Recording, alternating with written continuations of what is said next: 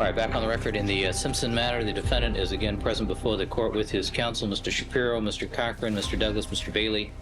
People are represented by Ms. Clark, Mr. Darden, Ms. Lewis.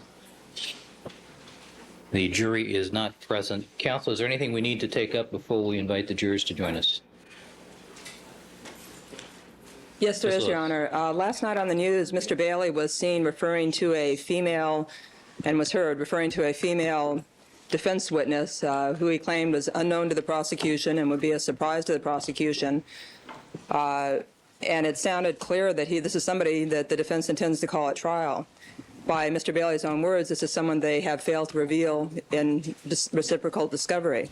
So this seems an appropriate time, since if a decision had not been made by last night, it certainly was made by the time Mr. Bailey announced it to the world through the press that they have an additional witness they intend to call. So I would ask the court to order the defense to disclose the name and address and the statement of this witness, whoever it is. All right, Mr. Bailey, do you wish to respond to that? It's a matter for a proffer. The witness is not on the list until this witness denies the incident.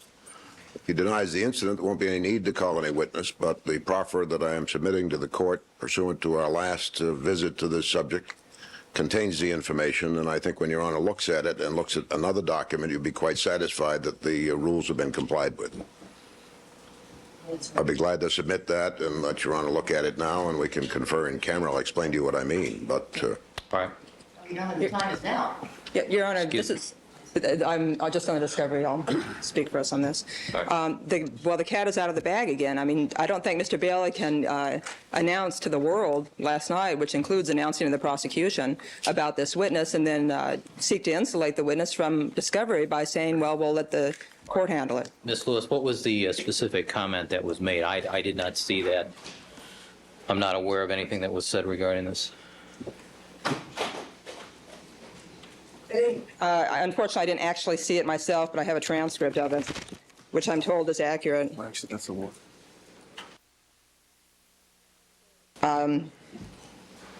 Quoting Mr. Bailey, saying Mr. Bailey, claims there is another woman Furman did not know was present when he was together with Bell on a separate occasion. Bailey would not elaborate on the mystery witness, and that was about all on this one. I think he was... I know he was more specific in terms of the gender because he described it as a female witness during the press conference that he gave after court yesterday. All right, Mr. Bailey, you're willing to make a disclosure to the court, 1054.7 in camera? All right, then I'll ask, I anticipate that we will be on direct examination for the entire morning session with Detective Furman and Ms. Clark, so I don't think that we'll be getting anywhere close to cross-examination at this point, but I'll take the opportunity to look at it when we take our first break. Your Honor, it is, if it's discoverable now, we want it now. It may affect our direct examination of Detective Furman. I mean, it could well have an impact or maybe not, but that's something that we need to know, and since it is discoverable now, it appears to be a slender envelope. Doesn't it look like it would take the court considerable time to look at? We'd request the court to conduct it in camera now. Please. All right, I'm going to decline that invitation at this point. I'll do it at the first break. All right, Mr. Bailey, if you'll file that then with Mrs. Robertson, and I'll review it when we take our first break. Yes, please. All right, secondly, counsel, I have received a fax from Patricia Berman regarding the recurring ice cream issue. Have staff give counsel a copy of both of those. I have also received additional testing results from Cellmark and from LAPD regarding fingerprint and other analysis that were done. And Ms. Carswell is making photocopies of those right now, and we'll be provided with those at the first break. All right, anything else? All right, Deputy Magnero, let's have the jurors, please. Ladies and gentlemen. All right, Detective Furman, would you please resume the witness stand?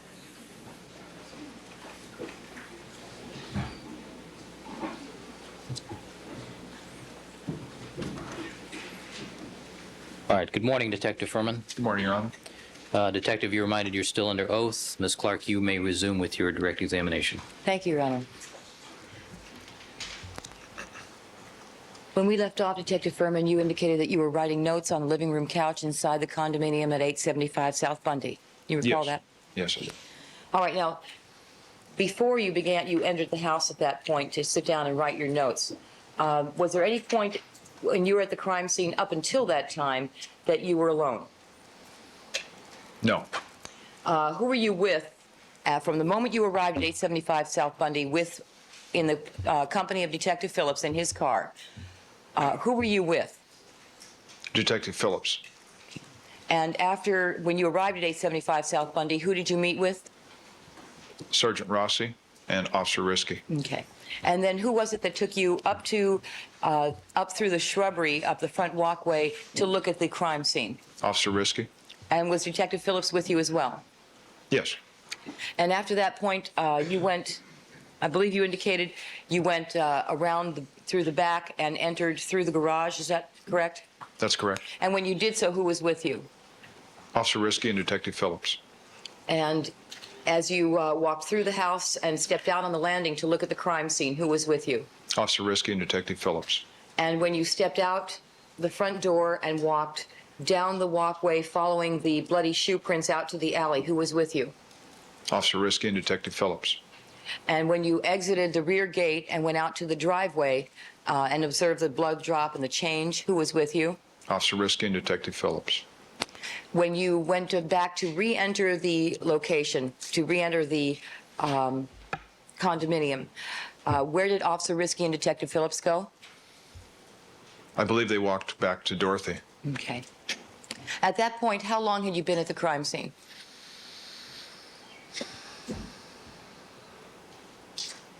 Maybe 15 minutes at the most. Okay. And what were you wearing at that time? A blue blazer, tan slacks, white shirt. Okay.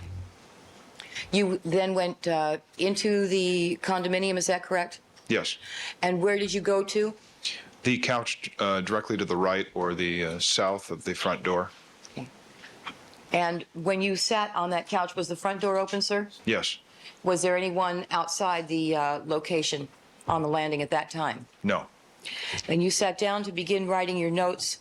Was that the first time that you were separated from Detective Phillips and Officer Risky? Yes. And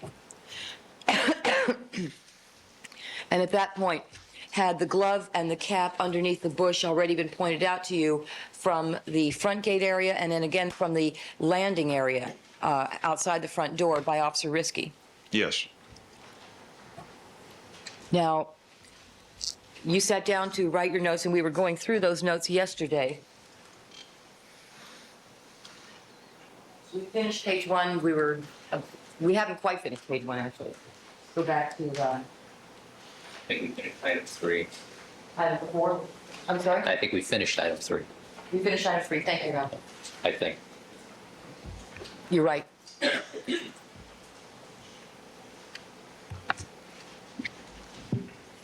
One, please.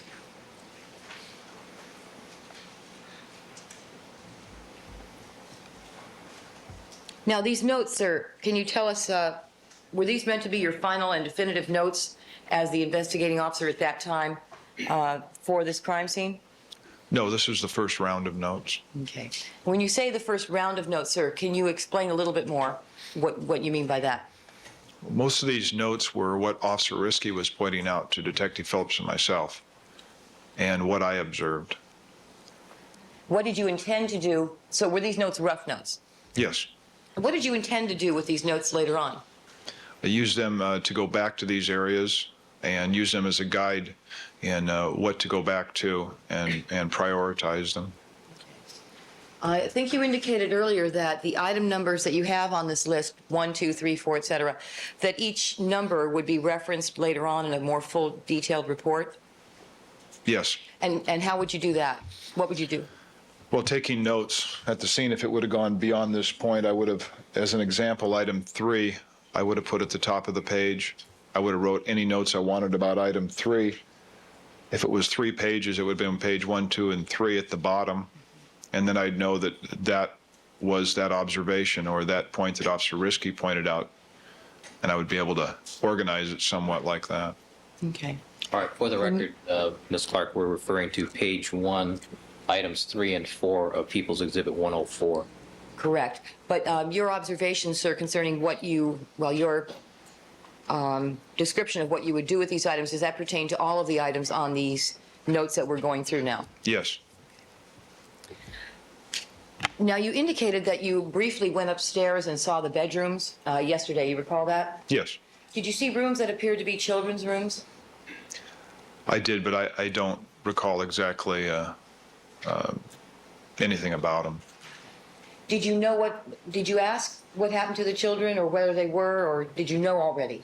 Officer Risky informed me that there were 2 children in the house and they'd been taken to West LA Station. So by the time you got there, you knew they were already taken care of? Yes. And did he tell you that as soon as you arrived at the scene? I believe it was the initial explanation of what had transpired before we walked in the scene, yes. Now, was Officer Risky the only one that pointed things out to you, sir, or were there other officers that pointed things out when you arrived at 875 South Bundy? Just Officer Risky.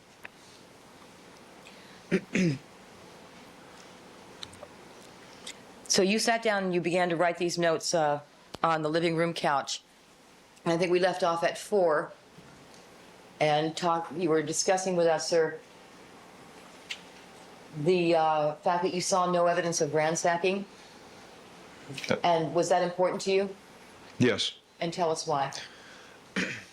Initially, I was concerned that possibly the house was part of the crime scene, and I was looking for evidence that would give me any indication of that.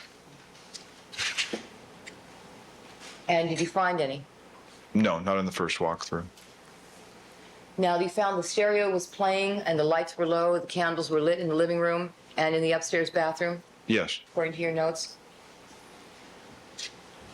Did that indicate anything to you in terms of information useful to the investigation of these murders? At that point, I would conclude that someone was home at that time and someone was preparing possibly to take a bath. Someone was listening to music. Next week.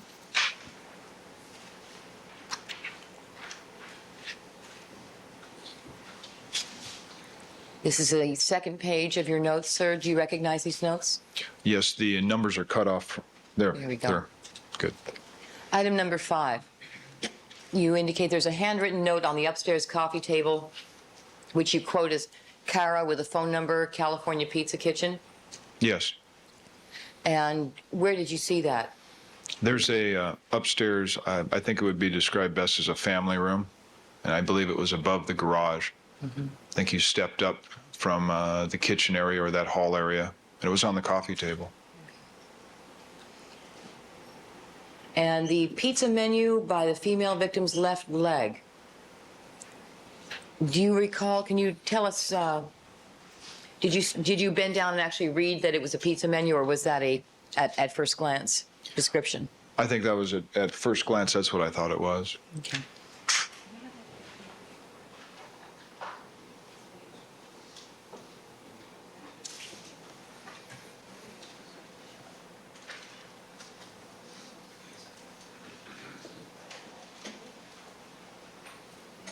Robinson.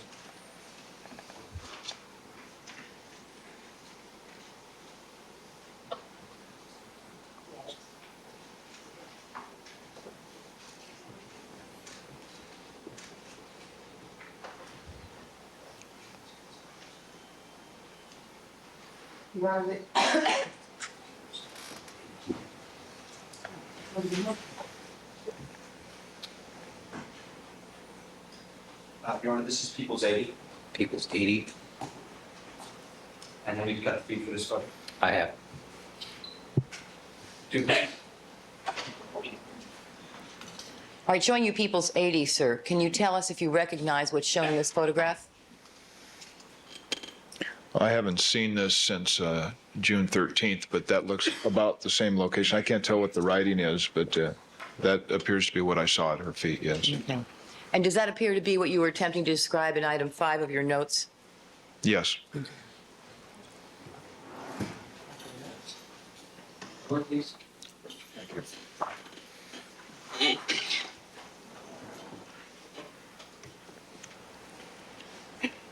Okay, item 6, that was the ice cream that you were describing. Yes, You indicate in this that it says not yet melted when Officer Risky entered the residence. yes, Okay. And is that something that was told to you by Officer Risky? yes. And what was it that he indicated to you with respect to the condition of that ice cream that you observed? And the best I can remember, it was just that it appeared that it hadn't melted yet, or it was in the process, but Okay. I don't know how he would have concluded that. Now, when you saw the ice cream 2 hours later, you earlier indicated to us that it still looked lumpy to you. Yes, Okay. And what color did it appear to be? tan, light brown. Did that ice cream have any particular evidentiary significance to you? Only in that the house was so neat, and it seemed to be the only item of food or anything that I would see looked out of place, being an intruder into the house. In other words, never being in the house before. You being the intruder, that is? Yes. Okay. Yes, ma'am.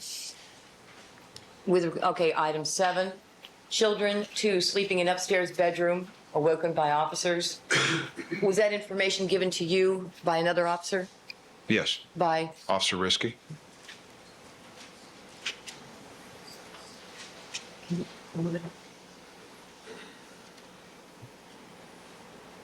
okay, item number 8.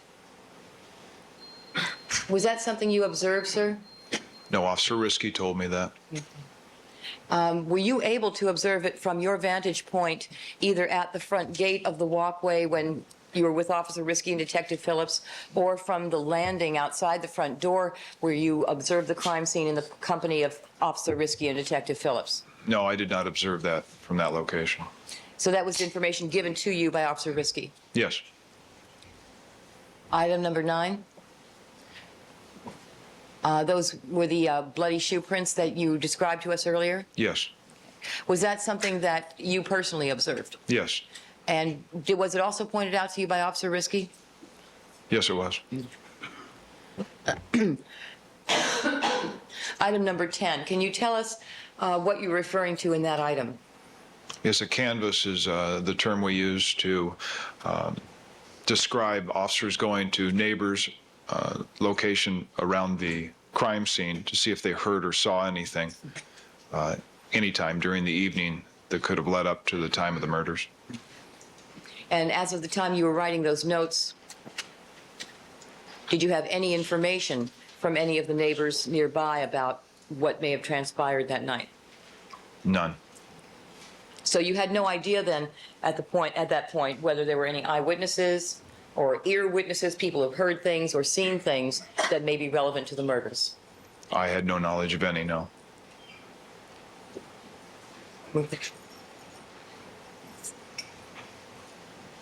All right, item number 11, Akita dog found running loose, belongs to victim female. Can you tell us what you're referring to there and who gave you that information? That was from Officer Risky. And, okay, that was something that he informed you of Yes. when you arrived at the scene? Yes. And did you see a dog when you arrived at the scene, sir? I did not know, ma'am. And item number 12, neither vehicle, white Ferrari, black Cherokee in garage, rear parking were warm to touch? That's it? Okay. Was that your personal observation, sir, that you're describing there? No, it was Officer Risky. Tell us, is that something commonly done to go and touch the hoods of the vehicles at a crime scene? You would want to. It could establish some type of a time, A time for? the last time the vehicle was used. Okay. And would that help, what kind of time frame would that help you with? What would be the significance if the car had just been driven? The last time the vehicle was driven, it could indicate how many hours the vehicle had been at the location after it was driven, or a ballpark. So would that be an indication to you, sir, of when the victim was last alive, another indication to you? It could.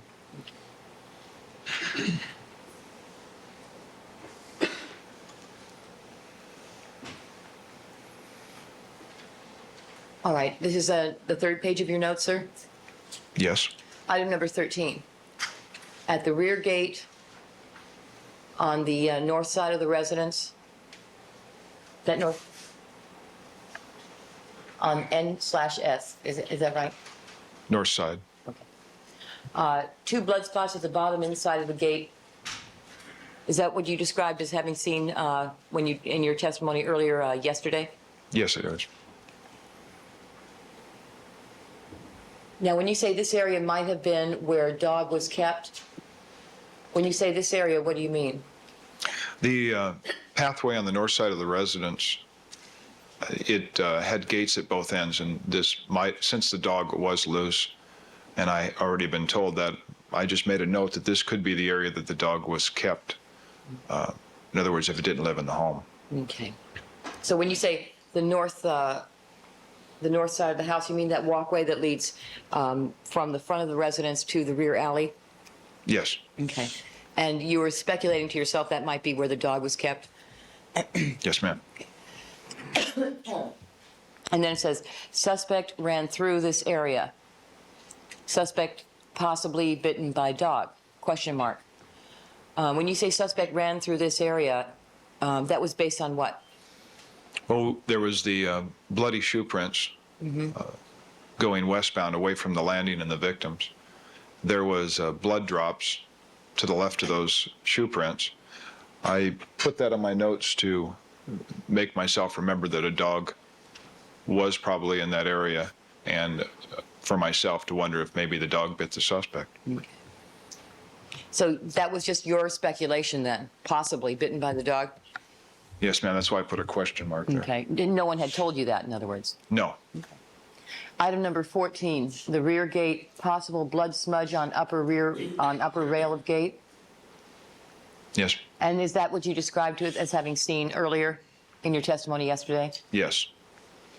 And when you say the upper rail of the gate, can you tell us what you mean by that? Describe the area you're talking about. Yes, the gate's comprised of large 2-inch tubing that appeared to be bent into 90 degrees that create the outside of the gate, and then some type of security mesh and rails in the middle. And that large tubular part of the gate is where the smudge was on top. Okay. No one?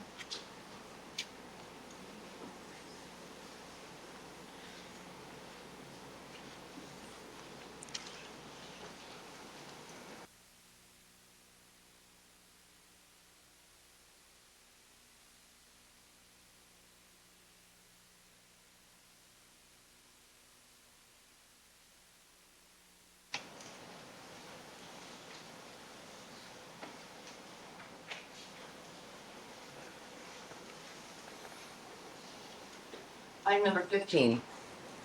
You have rear gate, inside deadbolt, turn knob type. And what are you describing there, sir?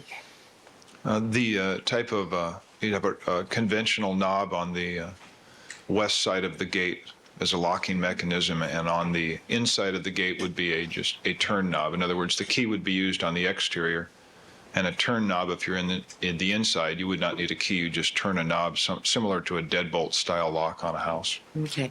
Did Officer Risky tell you in what condition he found that rear gate when he first responded to the crime scene? I don't recall if he told us. I saw that it was open. Okay.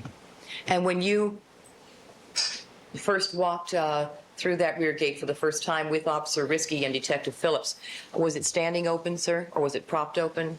It wasn't wide open, but it was open maybe several inches to a foot, I suppose.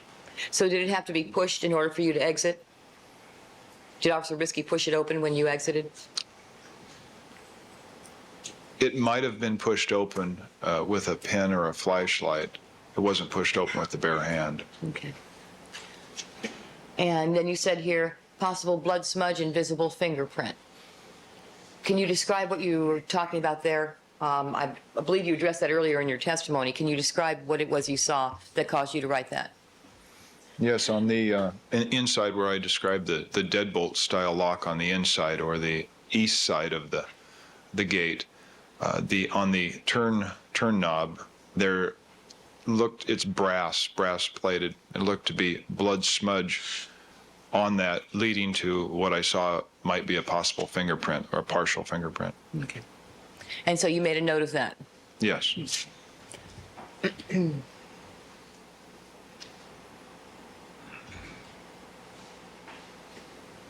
Okay, item number 16. Bloody paw prints of large dog leading from the residence southbound on the sidewalk approximately 60 feet south of the residence. Can you tell us what you're describing there? Yes, coming out of the front of the walkway where all the blood was flowing down towards the sidewalk, there was canine paw prints leading southbound on the sidewalk towards Dorothy. And I approximated that the paw prints were visible for 60 feet. And that was your personal observation, sir? Yes, it was. And item 17, you wrote ski mask, one glove by feet of male victim. And again, can you tell us, was that your personal observation? Yes, it was both directed by Officer Risky and my personal observation. So that was a combination of Officer Risky's information to you and your own personal observation? Yes. And the ski mask that you refer to, sir, I'm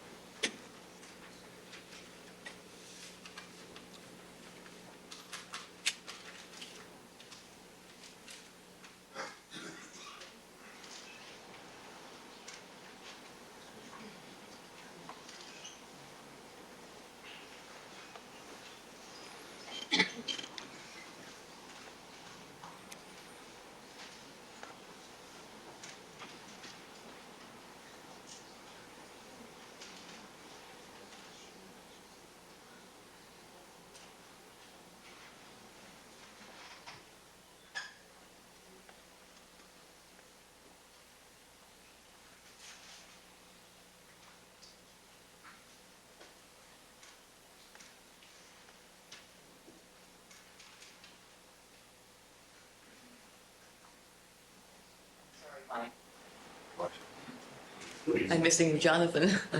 Sorry.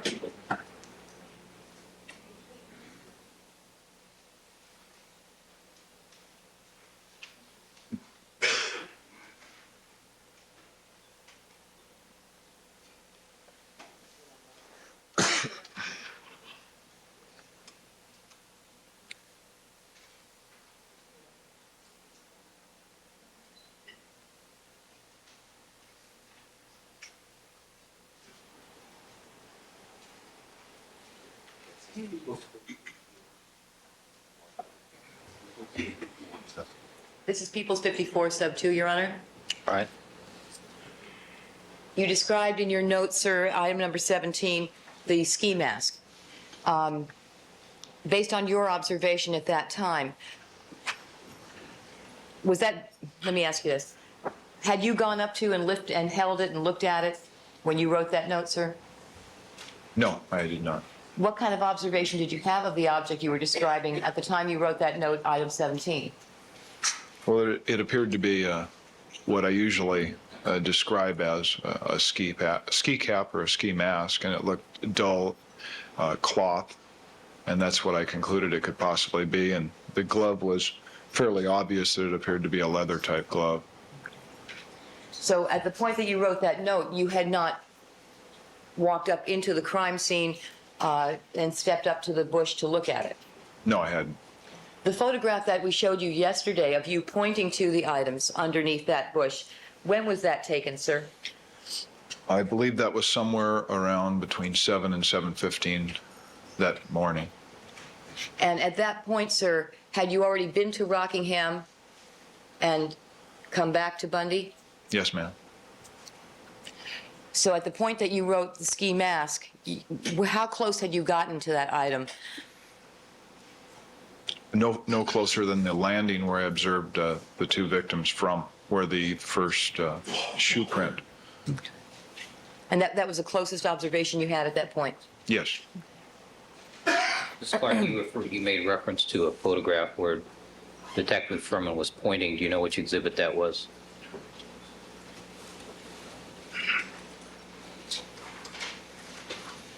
I'm just suggesting we clear that up in the record later. Yes. All right. Probably was.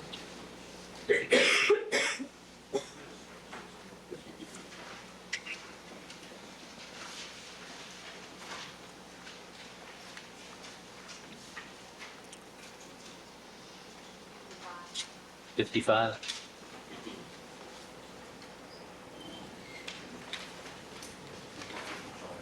$55.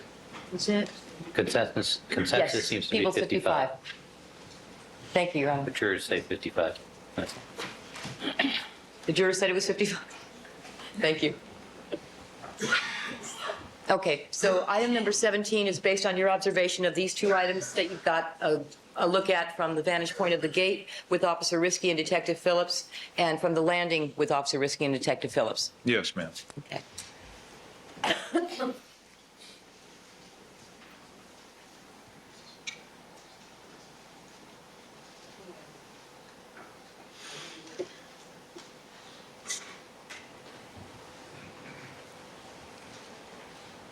All right.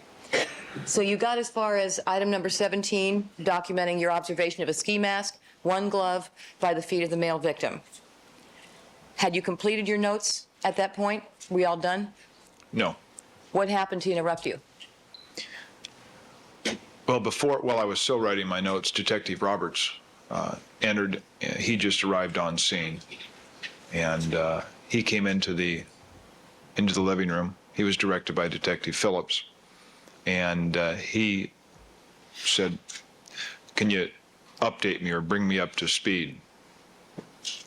I did that briefly. I told him, I informed him what I had seen in the house. I took him onto the landing very quickly, pointed out there's a glove, a cap, there's the male victim, the female victim, a menu. I showed him these shoe prints. I walked him back the path. I showed him on the gate the blood. And this time is when Detective Roberts and I both saw the smudge and that possible visible fingerprint. Okay. I walked Now, him. Let me interrupt 1 minute. Detective Roberts, who's that? Detective Roberts is a detective assigned to West LA Homicide, who I normally work with as a partner. Okay. So he came into the residence. Do you know how he got into the residence? Yes, he was directed where to go through the garage. And he came in, and the first time you saw him at that scene was when you were writing notes, sitting on the couch inside the residence at 875 South Bundy? Yes. Okay.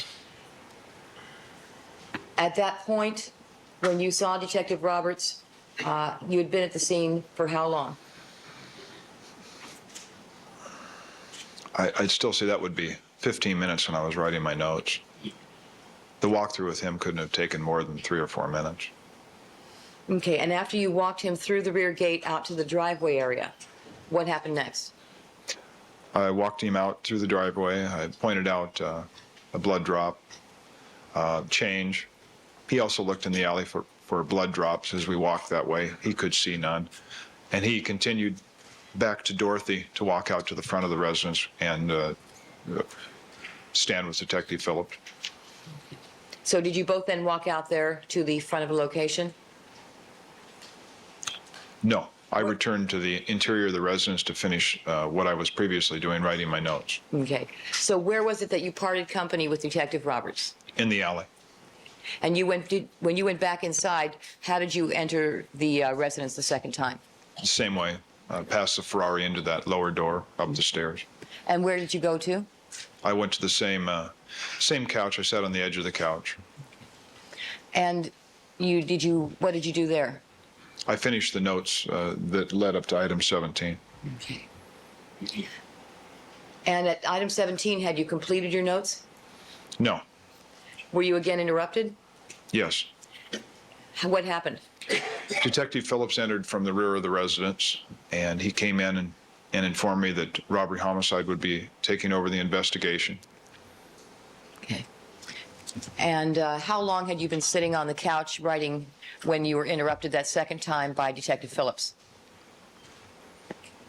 Maybe another 5 minutes, maybe as much as 10.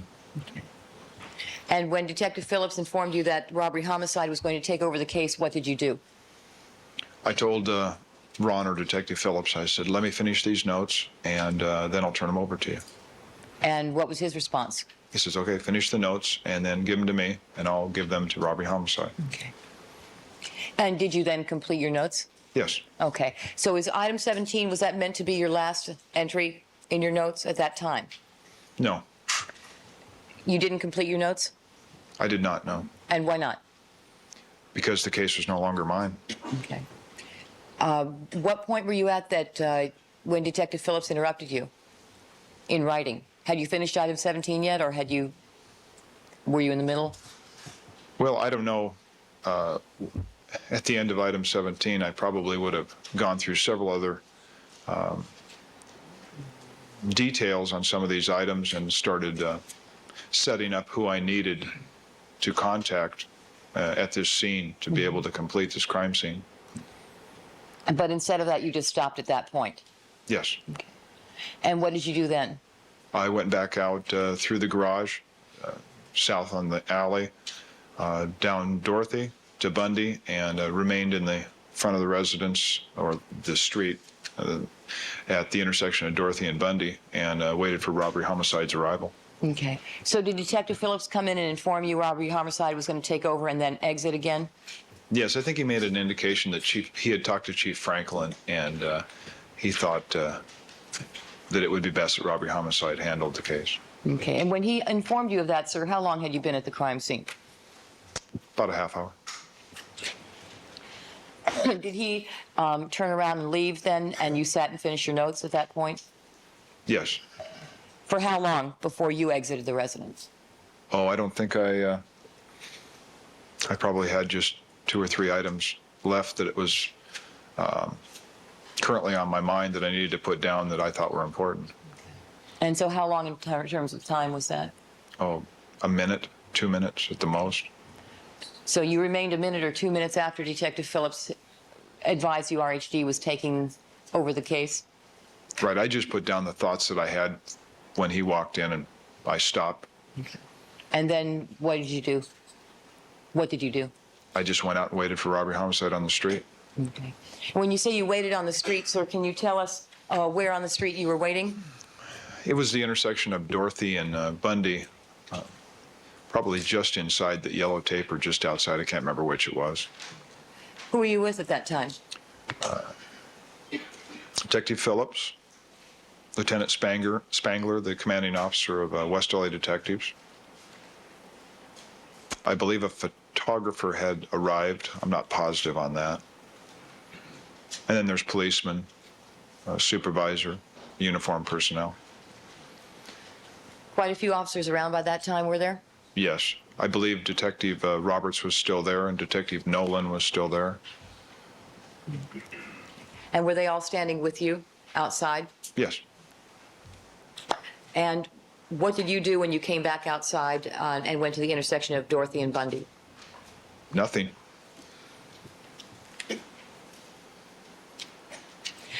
Now, were you still holding your notes when you came back outside? I gave them to Detective Phillips immediately. Okay. And outside at the intersection there? Yes. Did you ever go back to your car? The car that you drove in with Detective Phillips? Yes. When was that?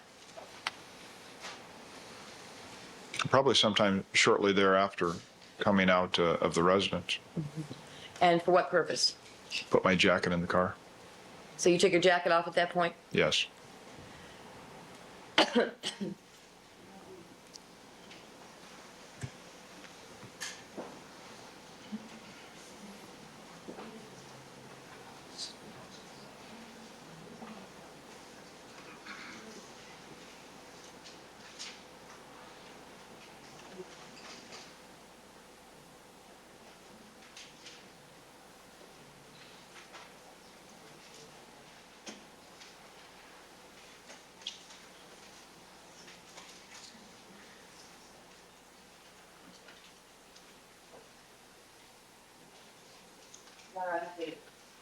photograph, and I'm going to mark the people's next in order 105. 105. Thank you. First of all, go back to the notes.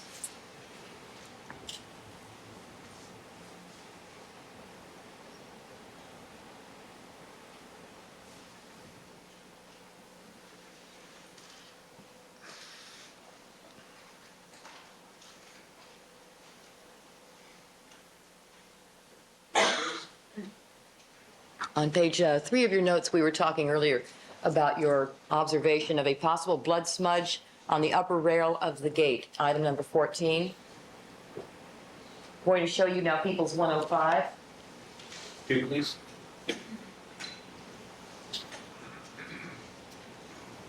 Do you recognize the person in that photograph? Yes, I do. Who's that? Dennis Fung, a criminalist. He's pointing to an area on the gate there. Can you tell us, first of all, is that the rear gate at the location of 875 South Bundy? Yes, it is. And the area he's pointing to, sir, is that, do you recognize the area he's pointing to? Yes. And what area is that? That's the area I remember that the smudge was, appeared to be a smudge, blood smudge.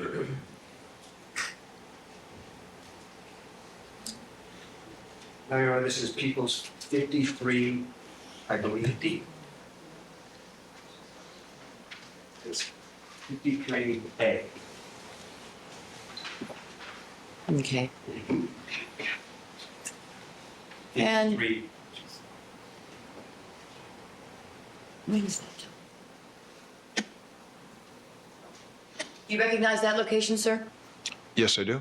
And what is that?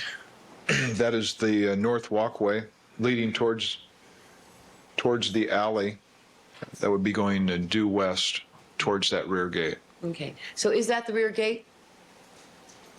Yes, ma'am. Okay. And the position that this photograph is taken from, is that inside the rear gate facing the alley, or is it facing eastbound towards the front of the location? It's facing the alley from the inside. People's 53B.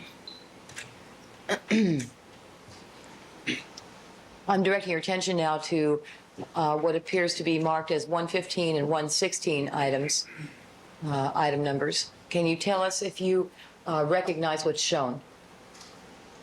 Yes, I do. And what is it? Those are the blood drops that I saw at the bottom of the rail. One, please.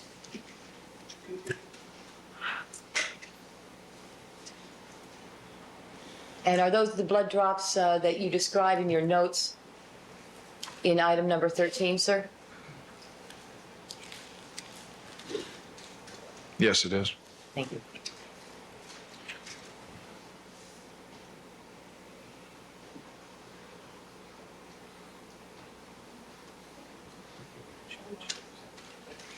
People's next order, Your Honor, People's 106, I'm showing it to council.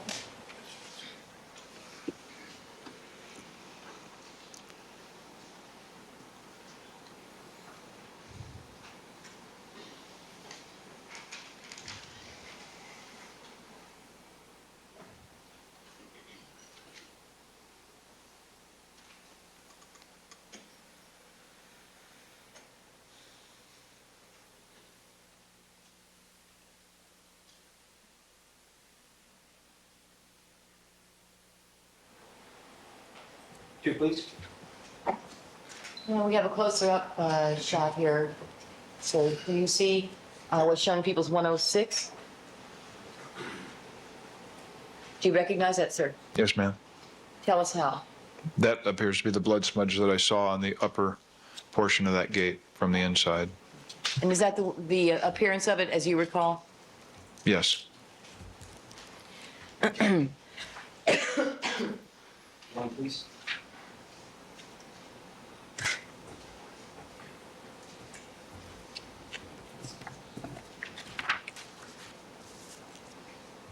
Now, were you using any kind of flashlight to make the observations that you documented in your notes? I used that small flashlight that I kept on my belt, yes. Okay.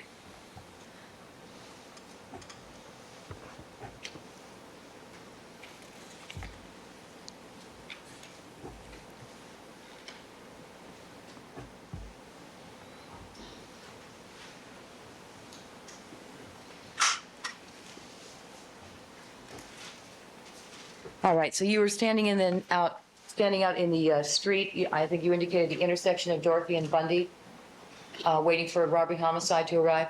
Yes, ma'am. And who did you say was with you, sir? Detective Phillips, I believe Detective Roberts was there, but I don't know how long.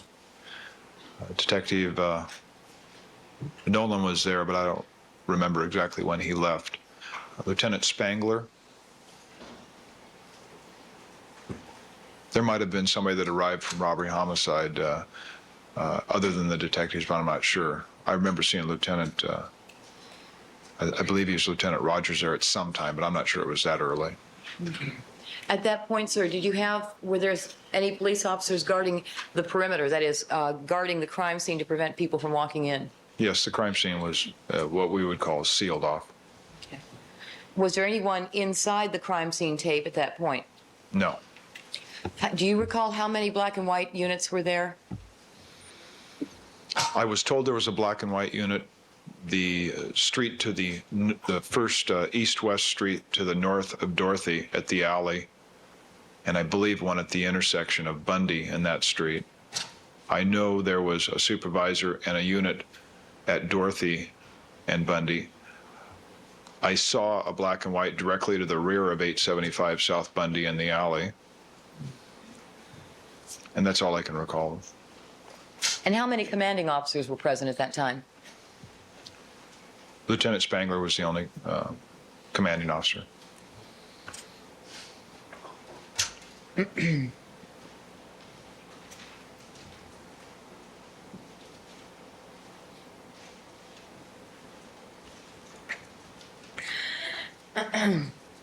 All right. At some point, sir, did you make contact with any detective from robbery homicide? Yes, And where were you when that contact was made? standing in the same location on the street. Okay. Did you go back into the crime scene that is up to that gate where you'd gone earlier with Officer Risky, or into the house, or up onto the landing again? I never returned to that crime scene. Okay. And so you waited outside until robbery homicide came? Yes, ma'am. And when you saw Detective Van Adder, that was where? On the street, same location. Okay. Had you ever met him before? No, I hadn't. Was that the first time you met? Yes. And what happened at that point? I was introduced to Detective Van Adder, as was Ron Phillips. Ron Phillips briefed him on what had been seen and done at that point. And Detective Phillips led Detective Van Adder through a crime scene walkthrough. Okay. Did you go with them? No, I didn't.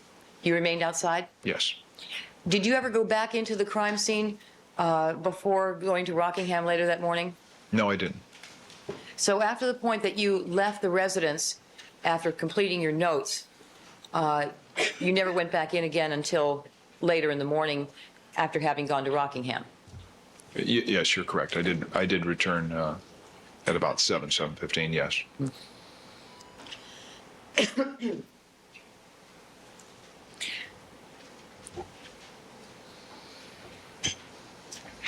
So you remained out in the intersection, and did you meet anyone else from robbery homicide at that point? Yes, Detective Tom Lang. Okay. And were you still standing outside at the intersection when he arrived? Yes, I was. Where was Detective Phillips or Detective Van Adder? I believe they had returned. Detective Lang arrived 15, 20 minutes after them, maybe a little longer. They were back out in front of the residence. Mm-hmm. Okay. And what happened when Detective Lang arrived? Detective Phillips led him through the crime scene walkthrough. Okay. Did you go with them? No, Where did you go? I remained on the street. Okay. So then the crime scene was toured by officers before you arrived, sir, is that correct? Yes, ma'am. And then again by officers after you had been there? Yes, ma'am. Now, once RHD Robbery Homicide Division had come in to take over the case, what were your responsibilities? Well, my responsibilities at that point was to follow Detective Phillips' orders. And he said we were going to remain at the scene and see if we could be assistance, and if not, we will be relieved. Now, at some point, did you leave the location of 875 South Bundy? Yes, we did. Was that after Detective Lang had been given a walkthrough by, was it Detective Phillips? Yes. Was it after that point? Yes, it was. Can you tell us what led to your departure from Bundy? I was standing in the group of Detective Phillips, Van Adder, and Lang. Detective Phillips was on the phone, a cellular phone. And what happened? While Detective Phillips was on the phone, it seems he interrupted his conversation, and he looked to me and he said, can you take us up to the Simpson or the Rockingham house? And I responded, I went there on a radio call a long time ago, I think so. And then what? Well, I wasn't real sure of the numbers or where Rockingham exactly was off of Sunset. I knew it was off Sunset. So I walked all the way back around to the alley where Officer Risky was. And what did you do there? Well, I asked Officer Risky, I said, do you know the numbers for the Rockingham location? And did he respond to you? He said, yes, and I believe he checked it some way with his partner, and I don't know what they used, if they had already the numbers or they had run something on the computer in the car. He said 360 north. Then I asked Officer Risky, I know it's off Sunset, what's the last major street before you get there? And he responded, Cliffwood, but look real quick because you're going to miss it if you go around the corner too quick. Okay. Now, you had been at the residence of Mr. Simpson back in 1985, as you described to us yesterday. You recall that? Yes. Did you, but you didn't remember where he lived on the early morning hours of June the 13th? Well, Rockingham stuck in my mind, but that end of the division is pretty large and pretty confusing. And I didn't go up there in that area of the division much at all, in patrol or detectives. Did you tell anyone, any of the detectives, that you saw that night, well, actually the early morning hours of June the 13th, that you had responded to the house of 360 North Rockingham back in 1985 for a domestic violence call? I believe the way I described it to Phillips when he asked me was, I went up there a long time ago on a 415 family dispute or a family dispute, and I told him I think I can find it. Do you recall giving any details about that encounter in 1985 or describing what you had seen to anyone? No, I don't recall anything at that time. At that time, in the early morning hours of June the 13th, sir, what was the significance to you of the incident in 1985 that you had been called out on when you were called to respond to Mr. Simpson's residence in 1985? The significance of that at Right. that point? Right. Only that I knew probably how to get to the house. Okay. Other than that, I didn't even know why we were going there. You didn't know why you were going to Rockingham that night? Well, I didn't know we were at that point. I went back to ask Officer Risky, so I was sure that I gave proper directions. So did you know that you were going to be going to Rockingham when you got those directions? No. What did you think that you were getting them for? For Detective Lang and Van Adder. And what did you do with the information that you got from Officer Risky? I came back to Dorothy and Bundy, and as I approached Detective Phillips, Detectives Lang and Van Adder were getting into their vehicle, or they were in close proximity to. And I believe Detective Lang was the one that said, Ron, Mark, show us the way or lead us up there, or something to that effect. And I got into the vehicle with Detective Phillips, not the same vehicle, but our vehicle. He was driving and I was passenger. And so why was it your idea to go to Rockingham? No. Do you know at whose request you were going to do that? Go to Rockingham? Well, I later, when I got into the vehicle with Phillips, I asked what we're going to do, and he said, well, he talked to Commander Bushy, and he wanted an in-person notification. But at the time you left, you didn't know that. No, When did you learn that? while we were en route.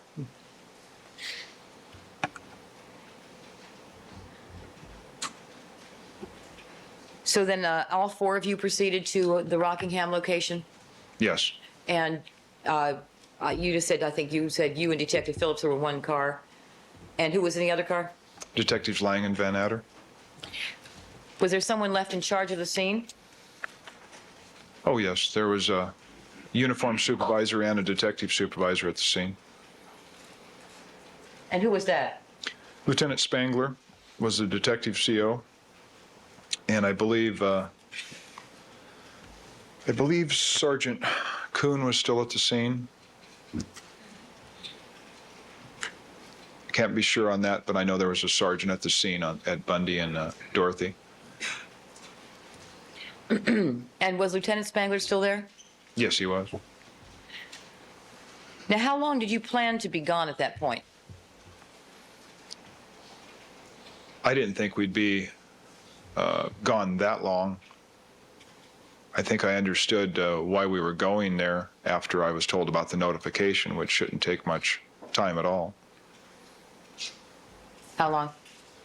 Well, for Detective Van Adder and Lang, it would probably be, maybe several minutes.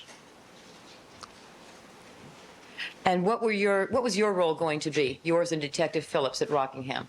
Well, it wasn't verbalized, but I think I realized that we were probably going to assist with any kind of transportation of Mr. Simpson if he was really distraught and he didn't feel like driving. I'm sure we would have given him a ride to the station to reunite him with his children or make some arrangements for the children.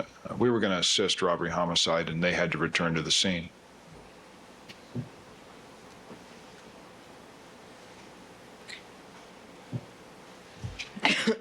What time did you leave Bundy, if you recall? 5 a.m. in the morning. Okay. Now, did you and Detective Phillips log out at that point when you left? Check in with the officer who had the log? I don't recall, because when I came back from talking to Officer Risky, it was almost immediate, get in the car, let's go. If Detective Phillips did, he logged us both out, because I personally didn't make contact at that time that I remember. Okay.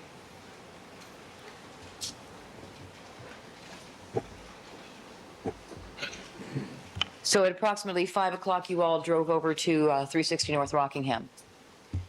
And how long is that I believe right? it was 360. 360? 360, yes. Yeah. Thank you. And how long did it take you to get there? 5-10 minutes.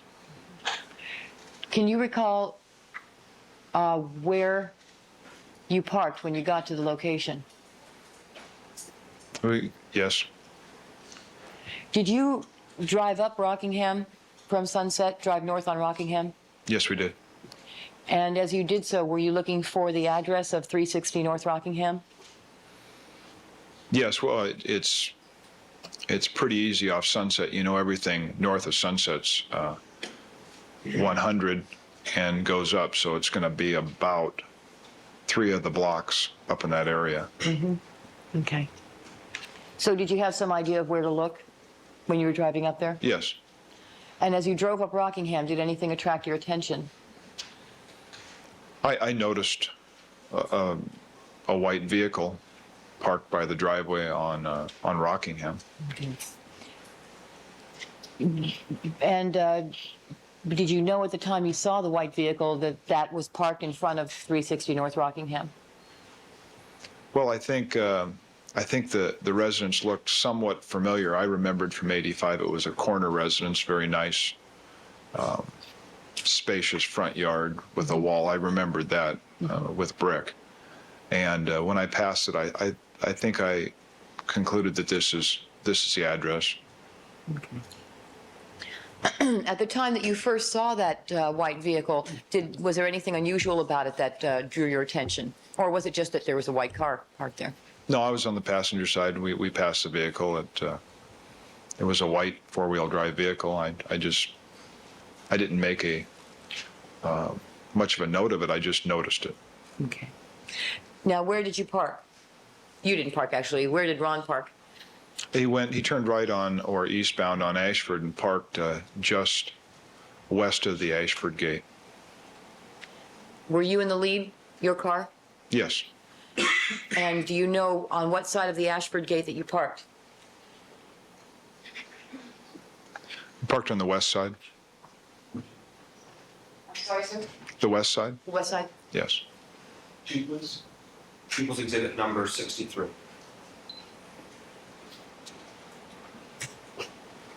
All right. Do you recognize the location shown here, sir? I believe in the upper left corner, that is 360 North Rockingham. And I believe I'd be looking at this photo from Rockingham, looking in a southerly direction to Ashford.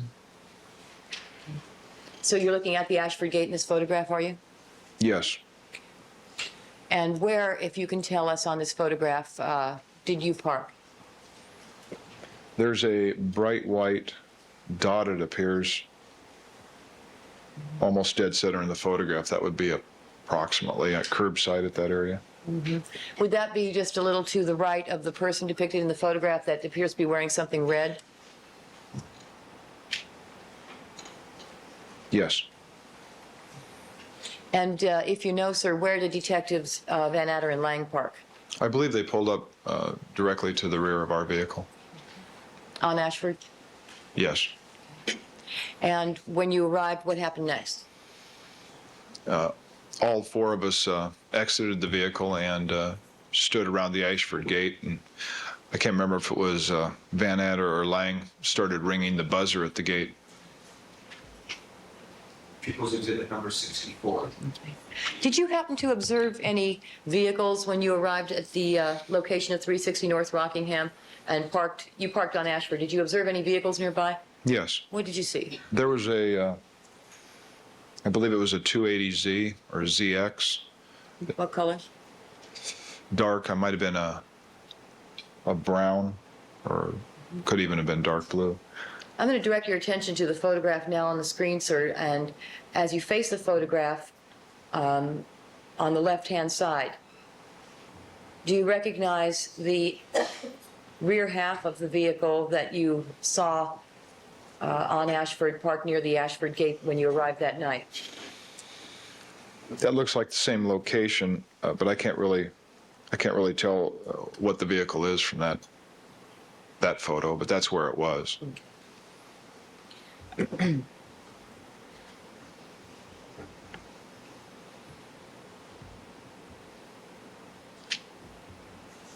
So you got out of the car. What happened next?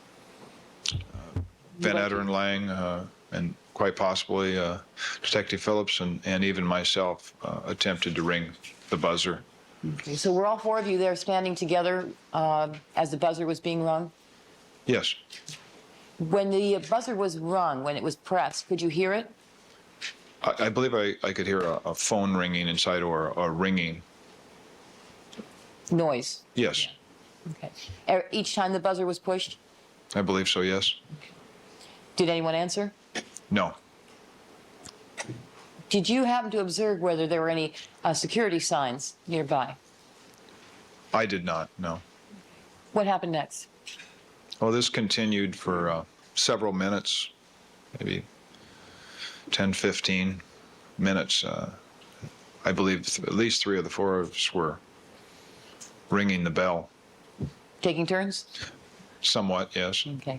So you were all standing there together at that at the call box ringing the bell? Yes, in that general area. Okay. And after the 10 or 15 minutes of ringing without receiving an answer, what happened next? I believe Detective Phillips was on his cellular phone, and Van Adder and Lang remained at the gate, and I walked westbound down Ashford towards the intersection of Rockingham and Ashford.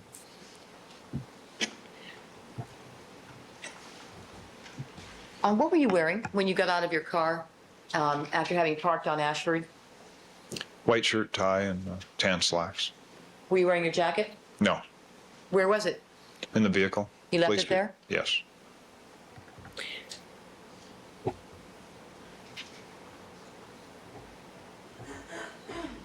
All right, I'm sorry, I interrupted you, sir. After the 10 or 15 minutes you went, what happened next? I was just standing at the area of Ashford and Rockingham. On that corner there? Yes. And then what? I was just looking.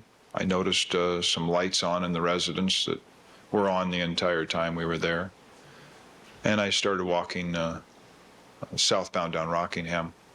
When you were at the Ashford Gate and with the 3 other detectives and pushing the buzzer, were you able to see any cars in the driveway, inside the gates? Yes.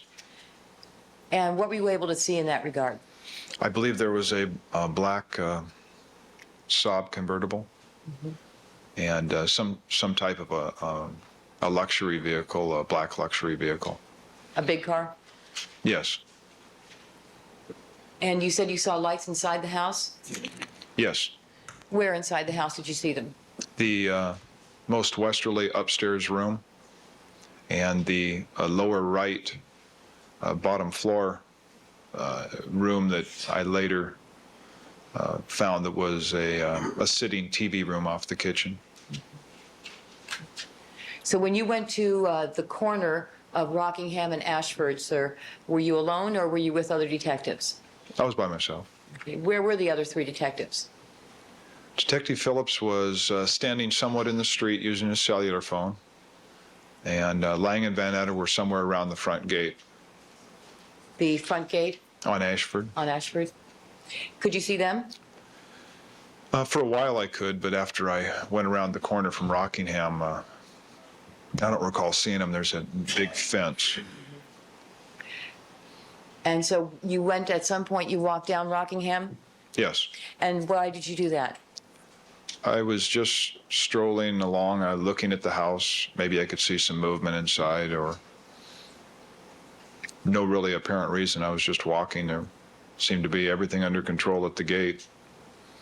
Everybody else was pushing on the buzzer? Yes. Did you feel that they needed your assistance pushing the buzzer? No. Okay. So you walked down Rockingham, and what did you do then?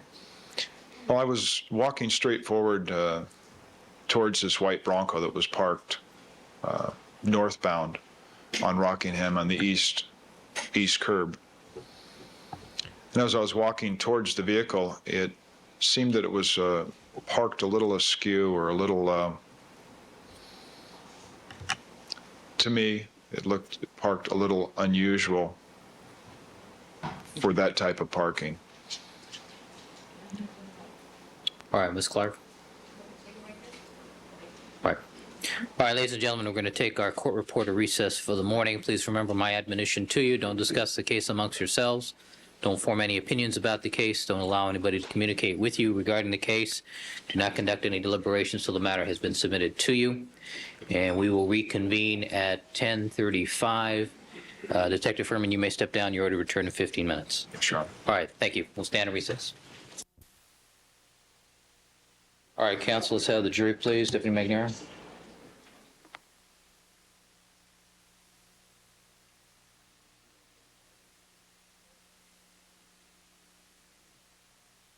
Just reviewing those items, nor was the videotape given to me until the conclusion of the break, so I'll...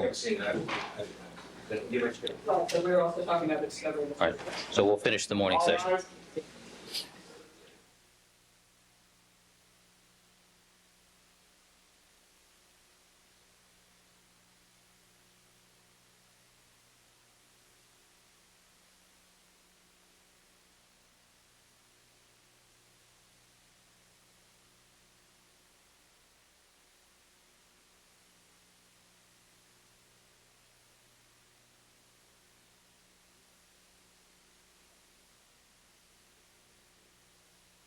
Ladies and gentlemen, be seated. All right, Detective Furman, would you resume the witness stand, please?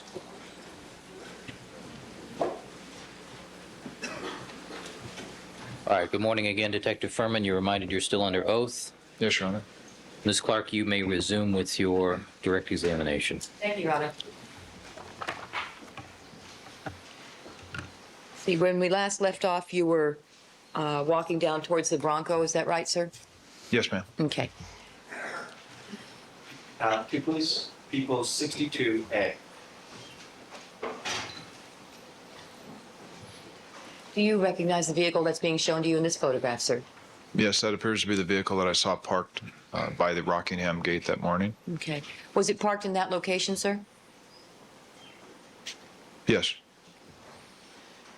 Now,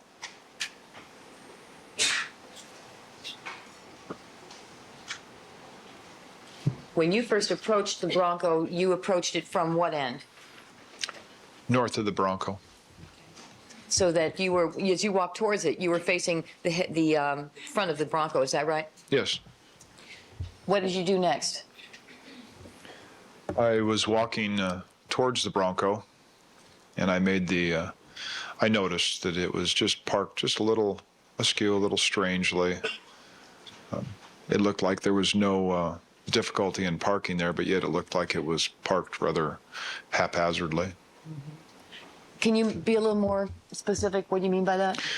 Well, it appeared that it wasn't pulled to the curb evenly. The rear end was jutting out a little bit, and the tires weren't straight in the front completely. Exhibit 62.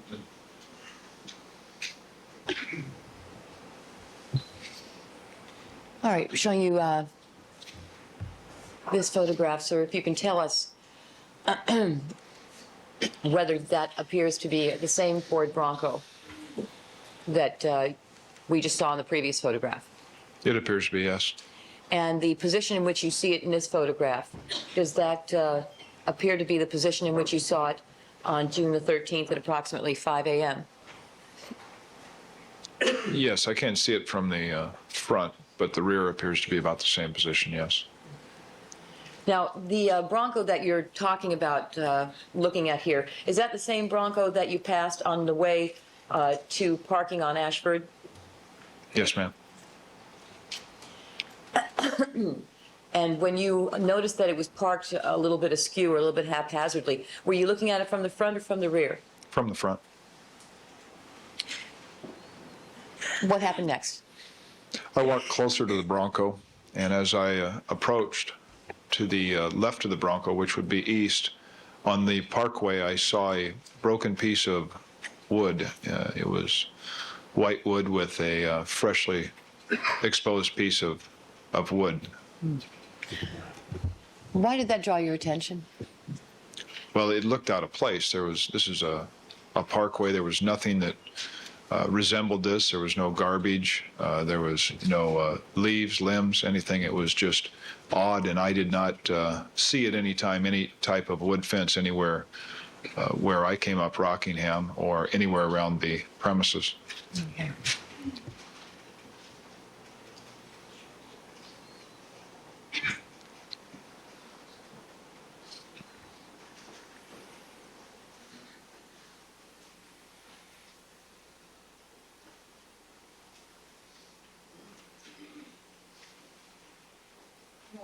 That's been shown to council, and has to be marked People's 106? 107. People's 106. Is it 107? 107? 107. Showing you People's 107, sir. Can you tell us, you've just described a wooden stick that you saw near the Bronco shortly after 5 a.m. on June the 13th. Do you recognize what's shown to you in this photograph? Yes, it appears to be directly east of the right front tire of the Bronco on the parkway. I'm sorry. Is that the position in which you saw it on the early morning hours of June the 13th? Yes, I believe so. And the next photograph also been shown to council, asked it to be marked as People's 108. 108? Showing you People's 108, sir. Can you tell us if you recognize that item? Yes, that appears to be the piece of wood with the exposed wood. That you saw? Yes. Was there any paint on that wood? Yes, it appeared to be old white paint. There appears to be some kind of a smudge in the middle of that, a darker color in the middle of that piece of wood. Yes. Based upon your recollection, your observation of that piece of wood, sir, did there appear to be any blood on it? No. That smudge that you see there, do you recall seeing that darker spot on the wood when you observed it? Yes, ma'am. And what was it? To me, it looked like the path of a iron nail that had rusted and caused rust to be left on the wood. Was there any other debris around that piece of wood on the lawn? I don't believe so, no. People's Exhibit number 107.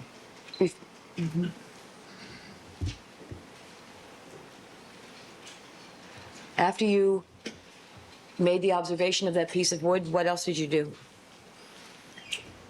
I was still towards the front of the vehicle, and just as I passed the front bumper, I laid the back of my hand towards where the radiator part of the engine would be, directly underneath the hood. It didn't seem to be warm to the touch at all. I walked around the driver's side. I'm sorry. Excuse me. I'm sorry to interrupt. Why'd you do that? Just to see if the vehicle had been driven recently. And this was after 5 a.m. now that you're doing this, is that right? Yes. Is that what Officer Risky also did at 875 South Bundy with the Ferrari and the Jeep Cherokee when he first arrived around midnight at 875 South Bundy, placed his hand on the cars? Yes. Is that something routinely done? Yes, ma'am. I'm sorry, go ahead. I interrupted. Then I walked to the right side of the vehicle, the driver's side of the vehicle, and I was just looking at the vehicle as I was walking down the length of it. Okay. What were you looking for? Oh, I didn't know. I didn't know what I had seen. So you're just looking at it? Yes. And at that point, were you waiting for somebody? What were you doing other than looking at the car? Were you waiting for something? I was waiting for someone to answer the resident's ringer or Detective Phillips to obtain some information on the whereabouts of anyone inside if he could get a phone. I was waiting for them to get someone to answer the door. Okay. And the gate, the Rockingham gate that the Bronco was parked just north of, was that closed? Yes, it was. And the Ashford gate, was that closed? Yes, it was. And the other detectives, were they around the Ashford gate? I believe Van Adder and Lang were in that general area. And Detective Phillips, the last time I saw him, was standing in the street with a cellular phone.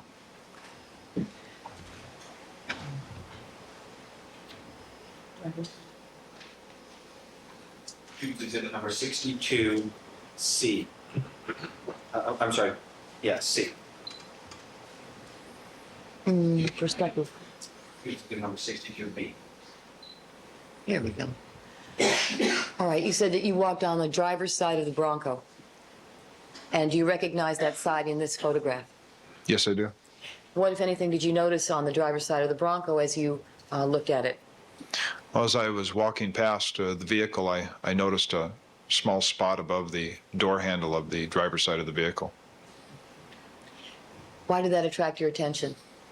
Well, the vehicle, as you can see, is white, and it stood out somewhat. It was a very clean vehicle. Mm-hmm.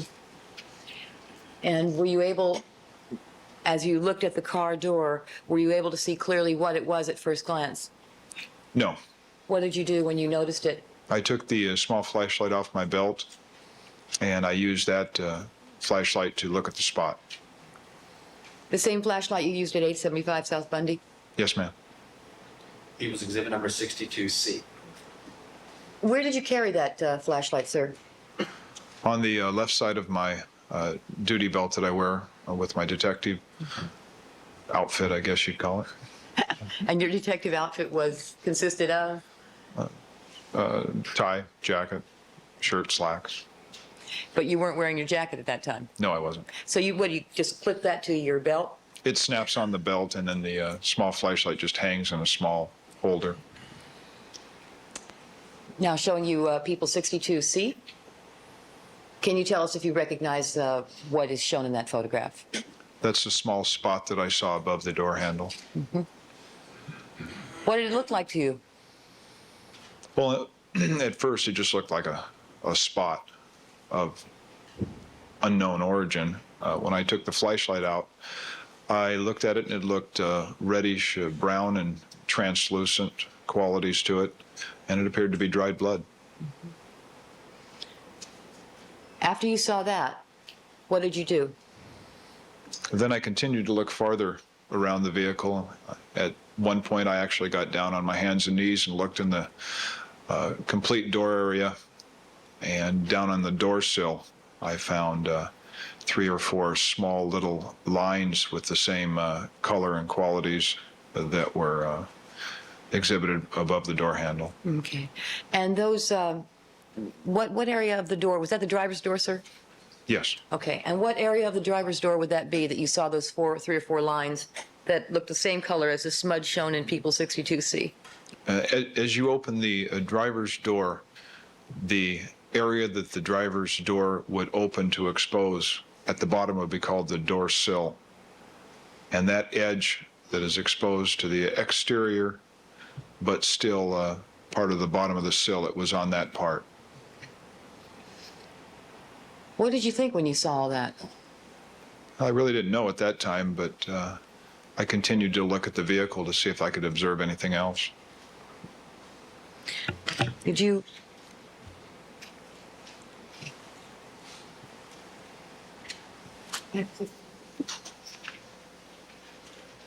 People's Exhibit 62. Why don't you show us?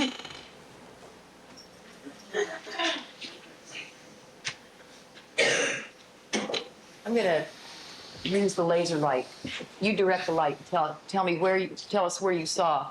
On this screen? Right, if you can. Can you see it, sir, from where you're sitting? Yes. All right.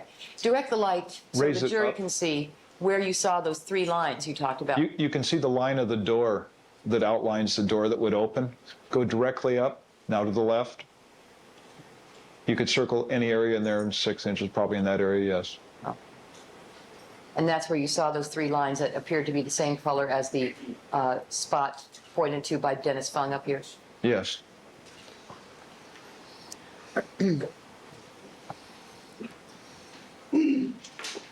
So you continued to look at the vehicle, did you?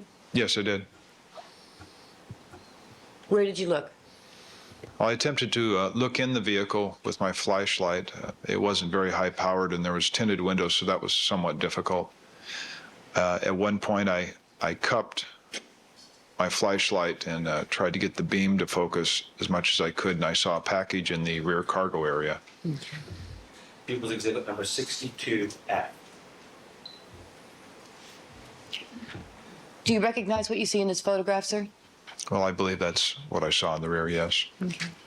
And what, if any, identifying information was on those packages, or any of them? I saw OJ Simpson on the address, or OJ Simpson Enterprises, and attention Kathy. Mm-hmm.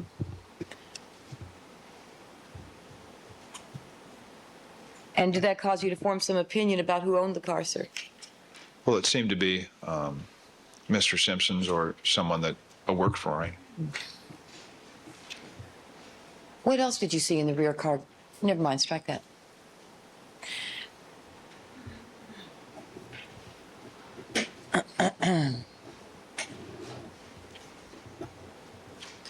All right. After you made those observations of the packages in the rear cargo area, did you notice anything else in the rear cargo area? Yes, I did. What was that?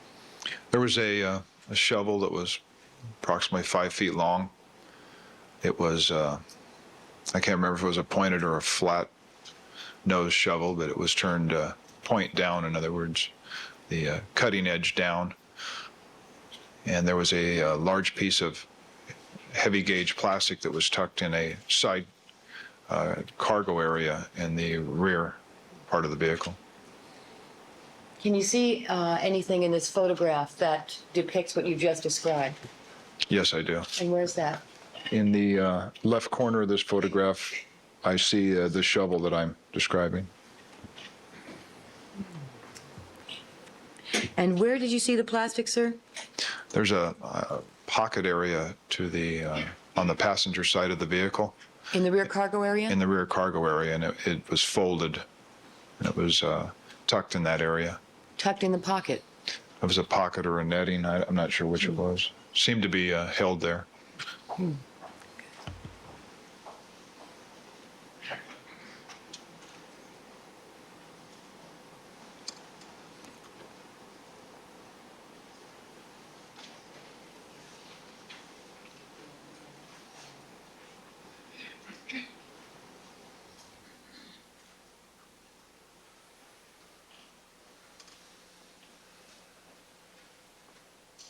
The photograph that's already been shown to council, I'd ask it be People's 109.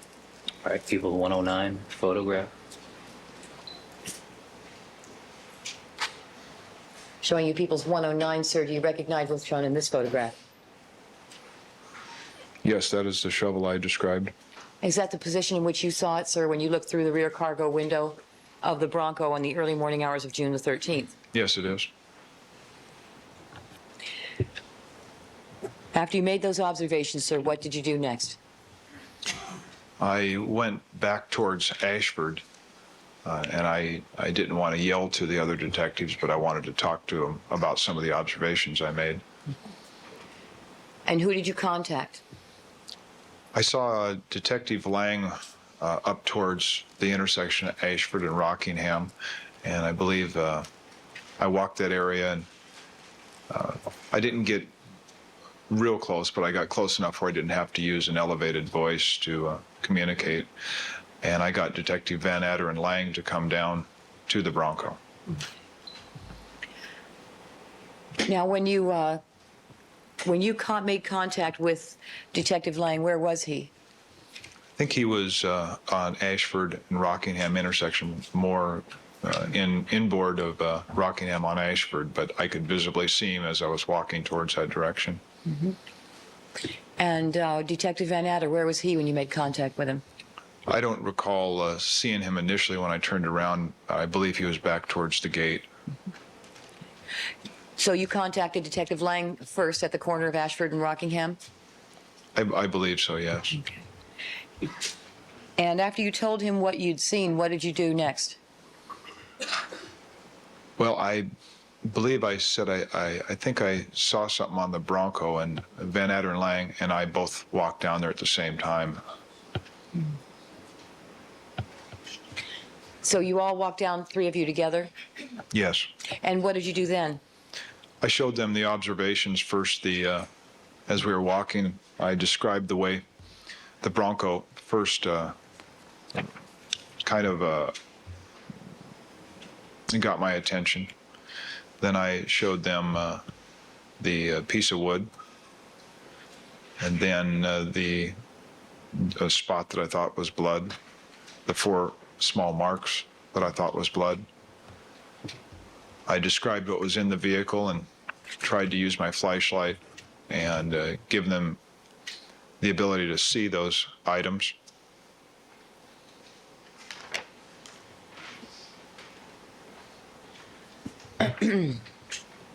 And what happened next? At some point, Detective Phillips walked down the street and joined Towards us. you? Yes, and I'm not sure how long he stayed there. I remember Detective Van Adder said, let's run the vehicle. In other words, run a DMV on the vehicle. And what does that mean, sir, when you say run the DMV? Use the radio to run a Department of Motor Vehicles check on the license plate to the registered owner. Whose radio did you use? I had a radio. I'm not sure if it was taken from our vehicle or robbery homicides, but we had a Rover.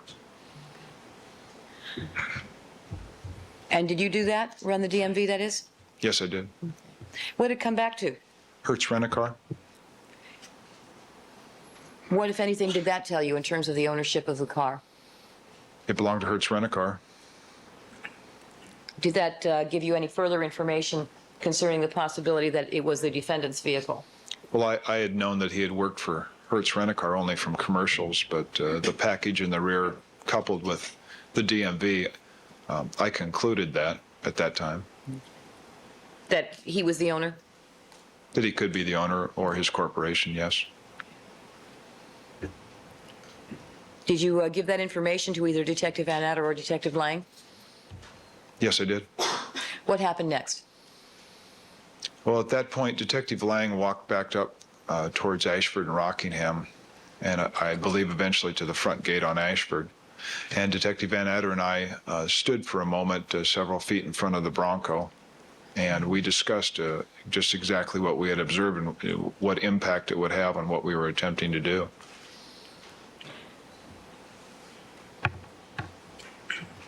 And what were you attempting to do? Well, we were there to make notification, but we were fairly unsuccessful at raising anyone in the home. And what were Well- you going to do about that?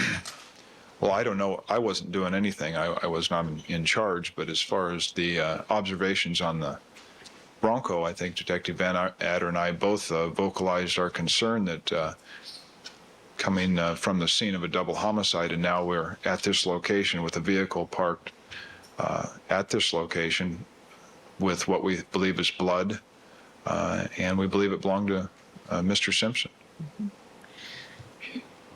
Did you attempt to get any further information, or to your knowledge, was further information obtained from West Tech about whether you should expect to find someone in the residence? Well, I believe that we eventually, or Detective Phillips eventually got the resident's phone number inside the residence, which was unsuccessful to raise anybody. So he had called into the residence, had he? Yes, I don't know if he acquired that from West Tech or the watch commander, but Now, did you have any contact with the West Tech unit? there was a West Tech unit that was traveling northbound on Rockingham that parked his vehicle on Rockingham and exited that vehicle and walked towards me. And was that...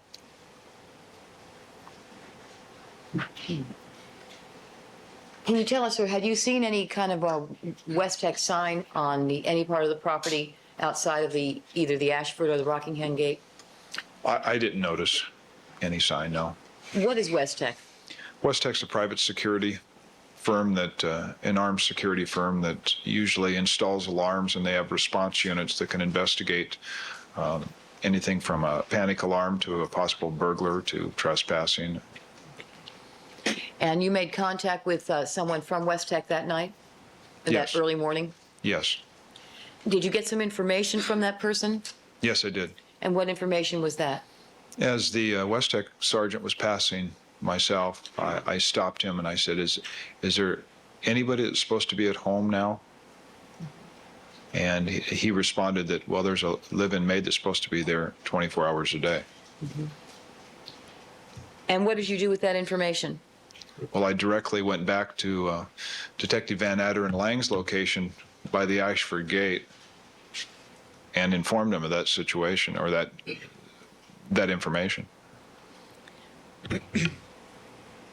And what time was it by that time? At that point when you went to tell Detective Van Adder that you'd learned a maid was supposed to be there all the time, if you recall? Well, I think it had to be 30 or 40 minutes since we'd been there. It's probably 5:45, 10 to 6.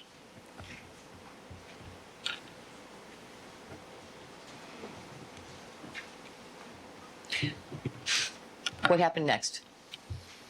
At this point, there was more discussion about exactly what was going on at the location, and our concern that there could be another victim or some type of a situation here that we didn't quite understand. You'd been there, okay, it was 5:45 or 10 to 6 at that point? Yes. You indicated, I believe, that you left, you and Detective Phillips left Bundy at about 5 a.m., is that right? Yes. And that it took about 5 to 10 minutes to get to 360 North Rockingham. Yes. So at the very latest, you would have gotten there at about 10 after 5? Yes.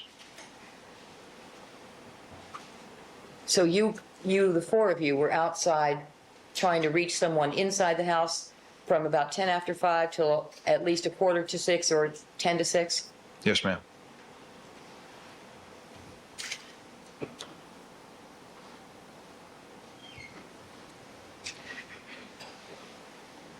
All right, so you indicated at that point, after you'd been there for approximately 35 to 40 minutes, you and Detective Lang, or who was talking? Detective Van Adder and I were speaking in front of the Bronco initially, and are you talking about that location or by the Ashford gate? You tell me. At about 5:45 or 5:50, where were you? We were at the Ashford Gate, three of us, and I believe Detective Phillips was still on the cellular phone. Okay. And what were you talking about? Well, what we've been confronted with, we had some small pieces of evidence that would indicate that quite possibly somebody had left the Bundy scene and come to the Rockingham location. So who was deciding what to do? Who was? Detective Van Etter was doing most of the talking. We had previously discussed our concerns with another possible victim or a kidnap type robbery, murder, suicide. We had no idea exactly what we were confronted with at that point. Who was in charge there at 360 North Rockingham? I would have to say Detective Van Etter. Were you the most junior detective there, sir? The most, Junior detective yes, there? I was, yes, And the youngest too? yes. What happened next? At some point, the conclusion was made by Detective Van Etter that we would have to find a way to get into the compound at 360 North Rockingham. What happened next? There was a question how we're going to do this, and I suggested, do you want me to go over the wall? You were the most junior detective, correct? Yes, ma'am. And were you in the best physical shape of the 4 detectives there? Well, I don't, kind of put me on the spot, but I think I was the tallest detective. Okay. You're certainly the youngest. I was the youngest, yes. What were you wearing at that time? White shirt, tie, slacks, No jacket? no jacket. All right. So you asked Detective Van Etter if he wanted you to go over the wall. I think I made the statement, and then he just said, okay.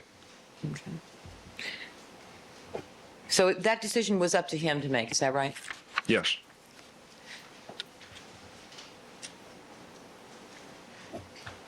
And then what happened? I jumped the wall just to the left or east of the Ashford Gate, landed on the other side, came around and released the hydraulic arm to the gate on Ashford and let the other detectives into the location.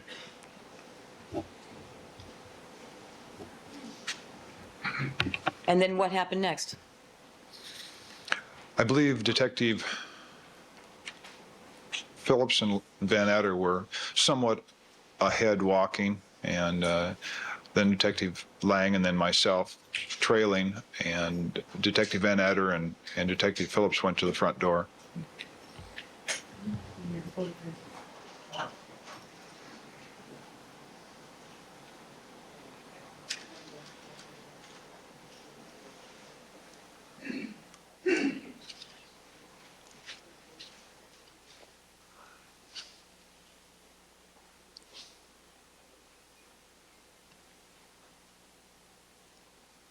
Exhibit number 64.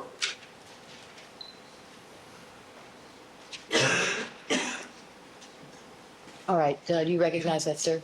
Yes, I do. And what is that? That's the Ashford Gate at 360 North Rockingham. Do you see an animal on just to the inside of the gate? Yes. Okay. Does that appear to be a dog? Yes, it is.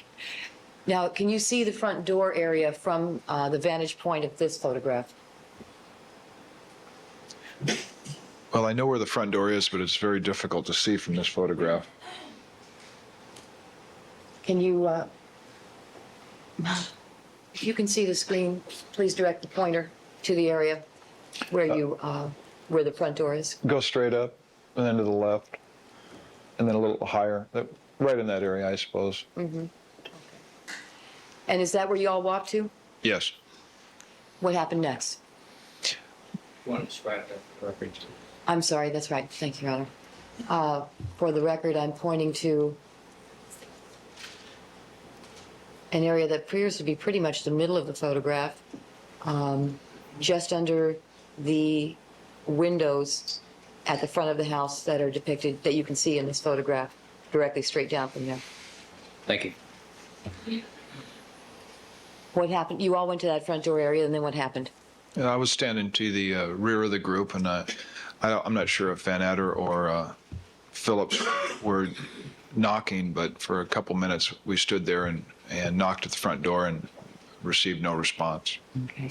So was it all four of you that were standing at the front door there together? Yes, Did you all walk over to the front door together? yes, Right. And did anyone answer the door? no. How long did, who did the knocking, do you remember? It was Phillips or Van Adder. I tend to think it was Phillips, but I can't be absolutely sure. Okay. And you just stood with them?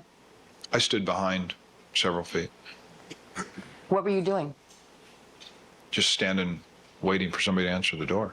Did anyone answer the door? No. What happened next? Van Adder and Phillips left the front door area, and we all turned, and Phillips and Van Adder started walking back towards the front gate and then entered a walkway that went alongside of the house on the north side of the residence. Did you see any animals? Yes. And when did you do that? Right about when we turned, I believe when we turned to walk in that path. And that path, is it parallel to Ashford or Rockingham? The path? I'm sorry? The path that you took, is it parallel to Ashford or Rockingham? It's parallel to Ashford.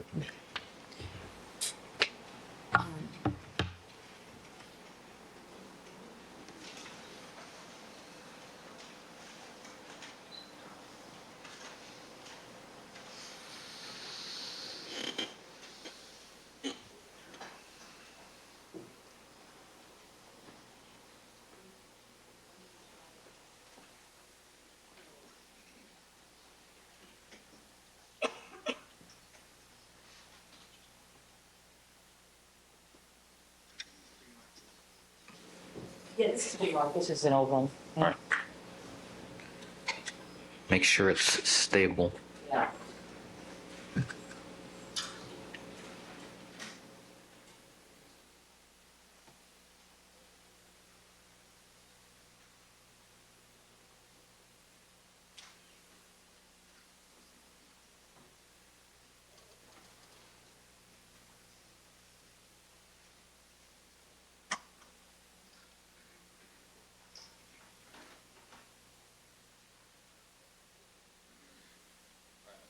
Exhibit is this? It's a feature.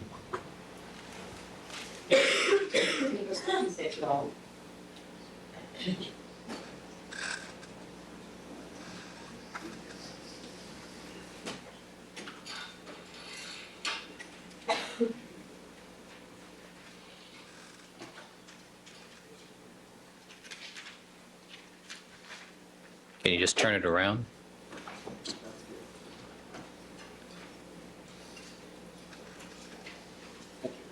You're welcome.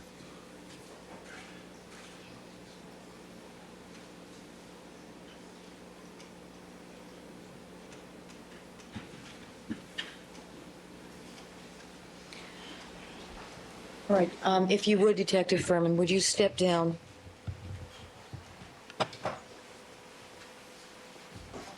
Using the pointer, if you would. Please show us the path that you took with Detectives Phillips, Van Adder, and Lang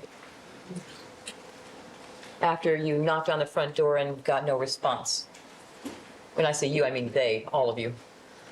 This area that's marked as entrance, that is the front door area. We turned around and walked northbound until we had come to this path that is beige in color on this chart, and it somewhat in kind of an S circles around to the rear of the residence.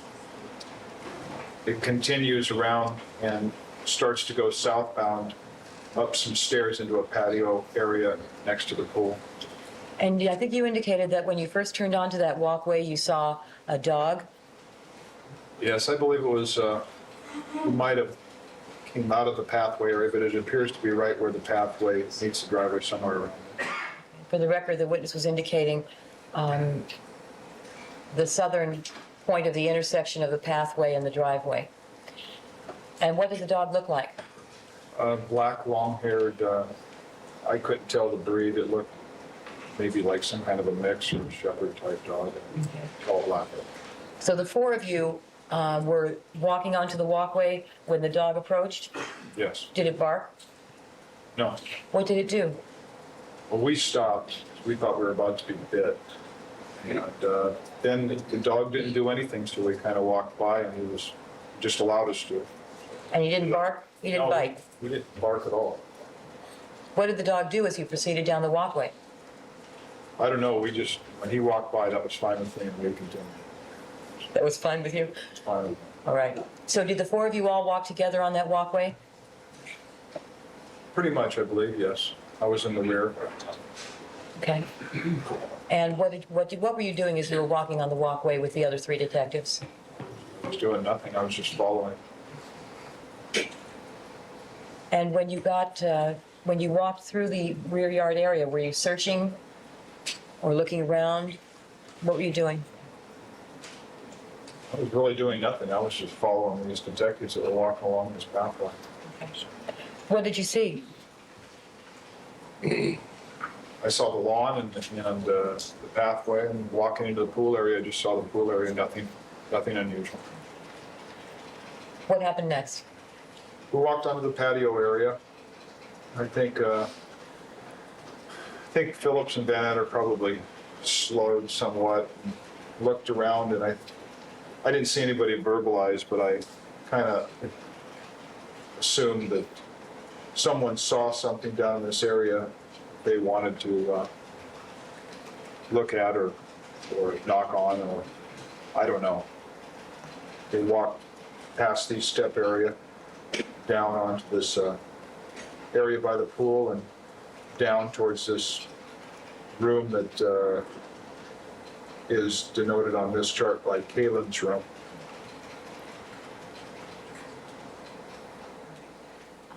Detective Furman, if you want to step over to the side a little bit, I don't know if the jurors on the end can see where you're pointing to, and show them the area you've just indicated that you went to. We walked down this area onto this area here. Recall that there was a little pause, and then continuing down to this patio area. And this is where Detective Phillips approached this doorway of what is described here as Calen's room. And what were you doing? Were you in the front? Were you in the rear? Where were you in relationship to the other three detectives? Well, I was to the rear, and I believe I was still up either on these stairs or standing up on this area here. So were you following them? Yes.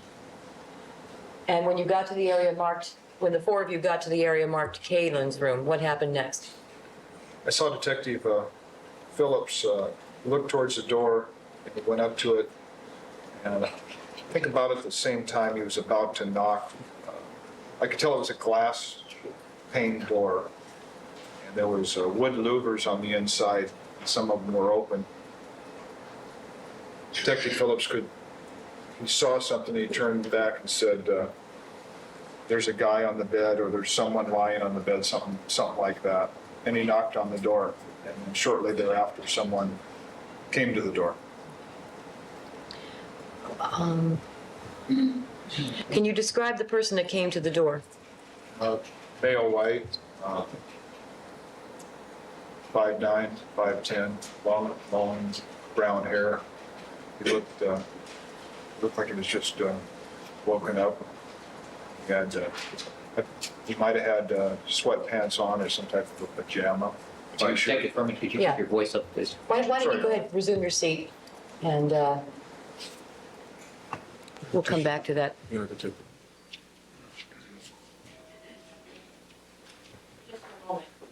Resume your seat, then we're going to need the board again, so. That's mine.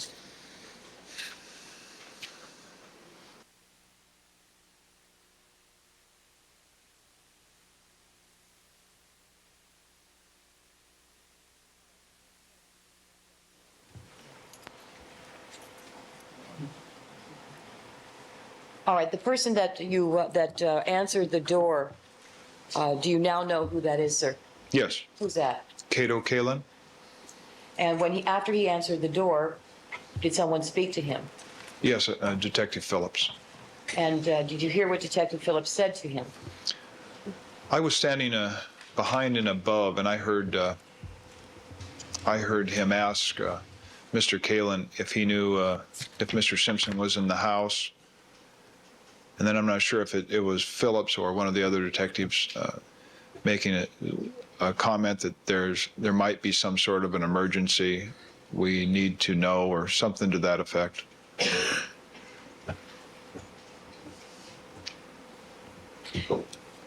And what happened next? I heard Mr. Kalin direct all of us to Mr. Simpson's daughter's room, which he pointed east down that walkway along the bungalows and said something like Mr. Simpson's daughter Arnell's room is down this way, and I think he pointed or directed them down that way. Now, do you see the area that he pointed to on this exhibit marked as People's 66? Yes, I do. Can you please step down, sir, and point it out to the jury? This, right directly in front of what's described as Kalen's room, there's a walkway. This walkway, he pointed them down towards this area, which was Arnell's room. And when he directed all of you to Arnell's room, he pointed that out. What happened next? Detective Phillips and Van Etter and Lang walked in that direction. And what did you do?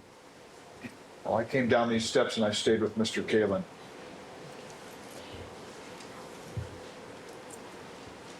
Okay, and what happened at that point?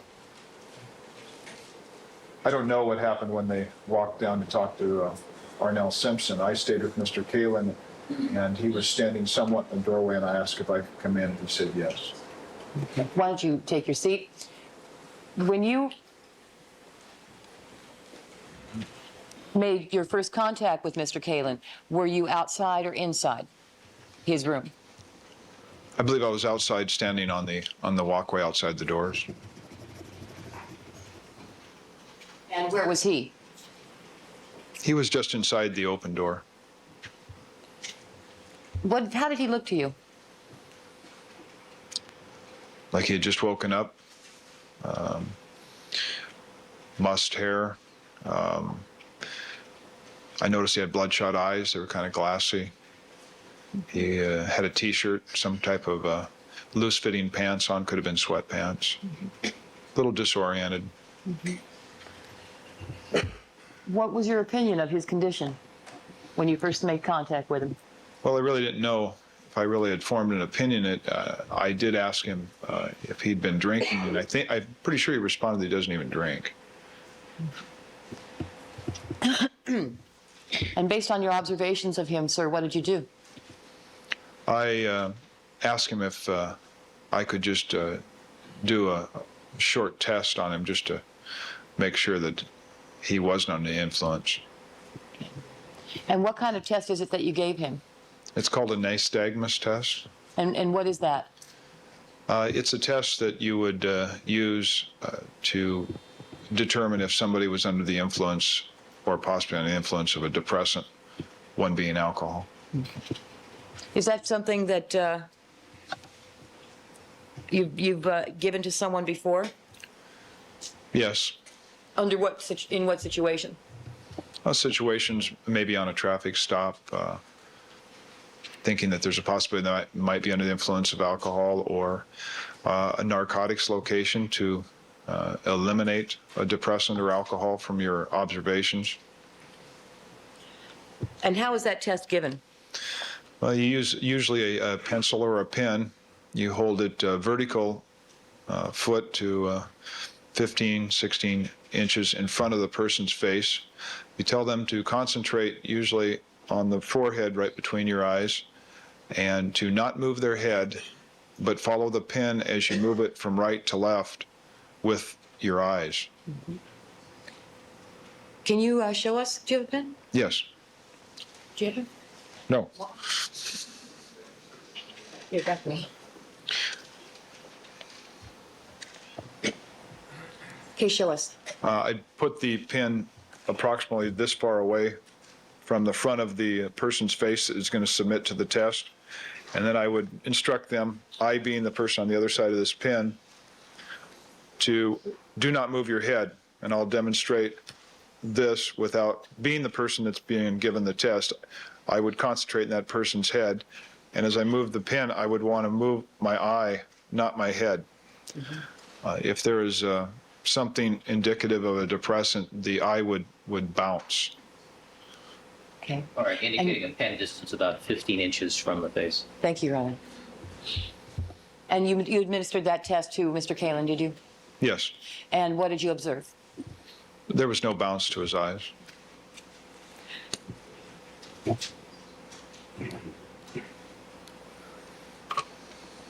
What did you do next? I engaged Mr. Kalin in conversation while at the first, I believe one of the first things I asked him was, do you mind if I look around? He replied, no. Now, where were the other 3 detectives at this point? They were directed to Arnell's room, and I can only assume they were east of my location at that part of the bungalows. Did you, at any point, enter Mr. Kalin's room? Yes. Did you ask his permission to do so? Yes. And did he let you? Yes, he did. What happened next? That is when I asked him if I could look around. I asked if he would mind if I looked around. He said no. And I looked into the bathroom, into the shower area. I looked into some tall closets on the east wall. And then I came back and engaged him in conversation once again. What were you looking for? Oh, I was looking at the places that someone could secrete themselves, hide, or someone could put a human-sized object. So you're looking for a person, possibly? Yes. A victim, or what? Well, I didn't know, but I didn't particularly care to stand. I didn't know who Mr. Kalin was, and just for the simple fact of officer safety, I wanted to get permission to at least look at the places that someone could at least hide. Mm-hmm. What happened next? I asked Mr. Kalin if the white Bronco in front, who it belongs to, and he said it was OJ's. And I asked him if he drove it last night, but I believe before he answered that, I think I asked him another question, And what was that? if anything unusual happened last night. Now, did you tell him about the crime scene you'd just come from at 875 South Bundy? No, I told him nothing about Bundy or anything else about any observations. Why is that? I didn't know who Mr. Kalin was. And what difference did that make? Well, you would never discuss anything about a case except for with the detectives until you know exactly who is involved in the case or what information they might be able to elicit. Okay. Kind of like standard behavior? Yes. Routine thing. So when you asked him, did anything unusual happen the night before, what was his response? He said about 10:45 p.m. the previous night. I believe he said he was talking on the phone. He said he heard a crash or a thump on his wall. He thought there was going to be an earthquake, and his picture shook. And did he point out to you the picture or the area on the wall where he heard that crash? Yes. Where did he point to? He pointed to a picture towards the right side of his bed, which would be the west side of his bed. His bed was, the head was on the south wall, and the foot was at the north end of the room. The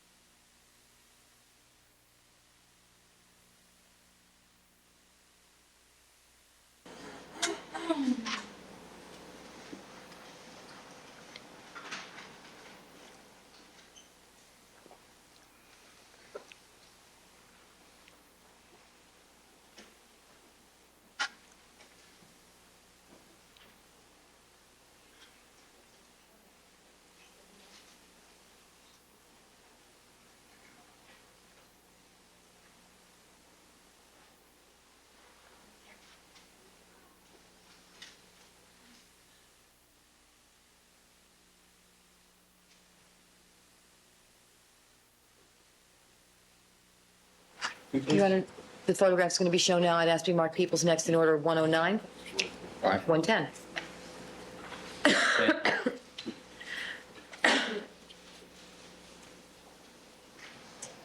All right, do you recognize what's shown in this photograph, sir? I believe this is Cato's room, but there's been items removed from the room. So it looks a little different than the way you saw it on June the 13th of 1994? Yes. Now, have I sat down and shown you any photographs? No. So is this the first time you've seen this photograph, sir? Yes, it is. And how is it different? How is the condition of this room different than what you observed on June the 13th? This chair that's in the left upper corner, I don't recall that chair being there, that French provincial-looking chair. And I don't know what that object is directly to the left of that chair, but I recall a dresser, a tall man's bureau to be there.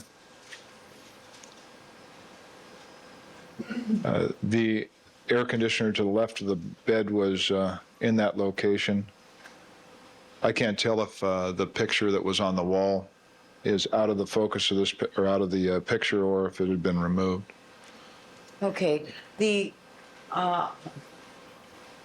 area on the wall that he pointed to as where he felt the that crashing sound came from, can you see that in the photograph here? Well, the way he described it was between the air conditioner and the picture that was to the right of the air conditioner, which was somewhere above the bed to the right. If you would, please, sir, direct, if you can see the screen.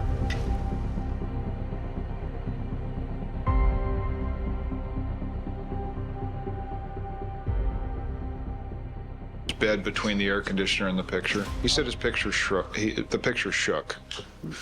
And where was the picture, sir? It was to the right, I think, close to the end of the bed. I'm not exactly positive on the exact location of the picture. Can you tell us if it was above this nightstand area? It could have been. But to some, it was to the right of, it was on the wall to the right of the bed as you faced the bed from the Yes, from it was door right. area? It was to the right of the air conditioner, somewhere close to the right side of the bed, quite possibly above that nightstand. Yes. Okay, the area that I'm gesturing with the light. Yes.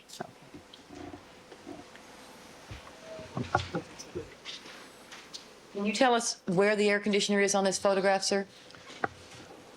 Can you see it?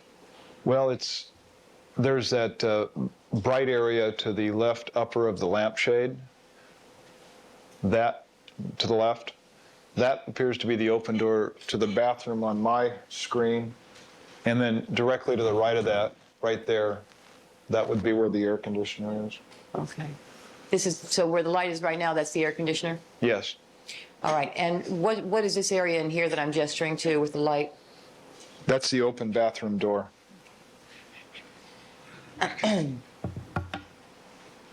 Did you happen to observe whether there was a window in the bathroom? I don't recall if there was a window. Okay.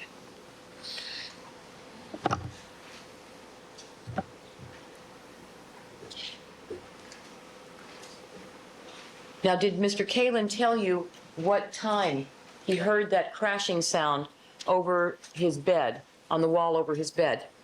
He said about 10:45 p.m.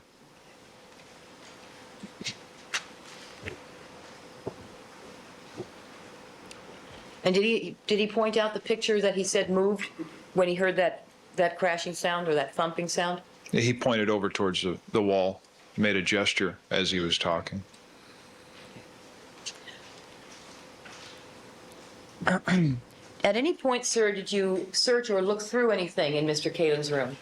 Yes, directly to the left side of the bed, which was closest to the bathroom, there was a pile of clothes and a pair of shoes. And what did you do with those? I asked if I could look at him. He says, sure. And what were you looking for?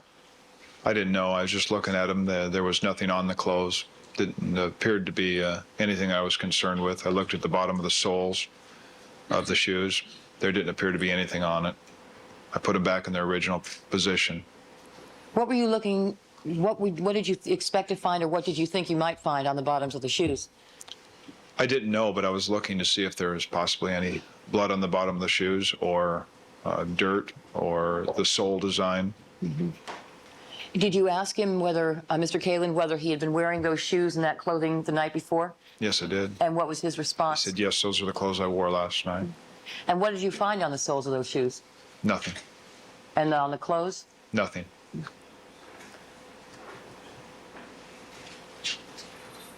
Okay, after looking through the clothes and the shoes, sir, did you have some further conversation with Mr. Kalin? Yes, well, Mr. Kalin offered, he described that when he heard that noise, initially he thought it was an earthquake, but nothing else happened. So he went out to investigate. Did he tell you where he went to investigate? Yes. What did he tell you about that?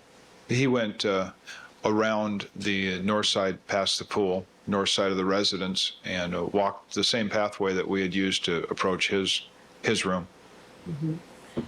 And then what? He said he saw a limo in the driveway, and then he proceeded towards the area where he was going to investigate, but he didn't describe anything any farther. Now, the area on the wall where he indicated he heard the thumps, could you tell where the exterior of that point would be on the property? No. And did he tell you how to get to that point on the exterior part of the property? No, he didn't. So after he told you that he'd gone out to investigate the thumps and got into the driveway and seen the limo driver, did he tell you where he went after that point? I don't recall that he did, no. What happened next? I asked Mr. Kalin if he would come with me, and we exited his room. And I looked towards the main house, and I saw there was an open door, the rear off the patio. Can you show us, sir, the path that you took on the diagram marked People 66 in the company of Mr. Kalin? Yes.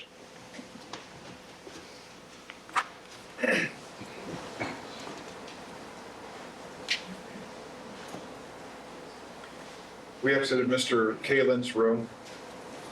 We walked up these stairs, went towards the main house, probably these stairs right here. There's a door right here that was partially open. I believe it had a screen on it also. Walked into that door. It led into a bar area just to the left of a billiard table that you step down into. And where were the other detectives? I didn't know. I had not seen this door open prior, so I assumed that they were inside the residence. And the door, that rear door, was it standing open when you went in with Mr. Kalin? Yes. Did you ask for his assistance in figuring out how to get into the house, or was that obvious to you? I might have, but I noticed the door. Mr. Kalin could have led me there. I'm not positive which way that went. So you walked in through the rear door, Yes. and that was with Mr. Kalin? Yes. And what did happen next after you entered the house? When I first walked in, I noticed this area you step down where there's a large billiard table, and then directly in front of where we came in, there is a bar area where there's 4 or 5 bar stools. And I asked Mr. Kalin to sit in one of those stools and relax, and somebody talked to him. And Go ahead, have a seat.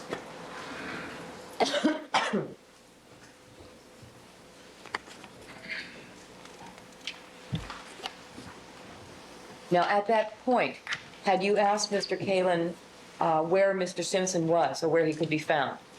I didn't ask him any questions. about that any further. Did he volunteer any information as to where the defendant was? No. Did you have any idea at that point whether the defendant was home or out of town, or what his whereabouts were? No. Did you have any idea where what time the defendant had come or gone from his residence that night? No. And did you ever obtain an answer to the initial question you asked Mr. Kalin about whether the Bronco, the white Bronco, belonged to Mr. Simpson? I believe he said that's the vehicle he drives. And was that in response to your question initially posed? Yes. Or was that later conversation? That was initially.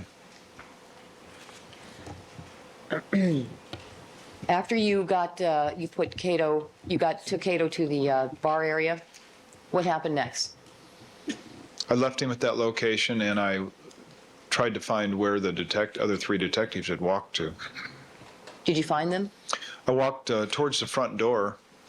There's a hallway type area, and as I walked past there was an open doorway, and I saw all three detectives in the kitchen area. Okay. So did you walk through the kitchen area or through the living room area? I think it's the living room area. That there's a hallway that accesses the kitchen through a small doorway that you'd have to turn left, but the hallway goes somewhat directly towards the front door. Mm-hmm.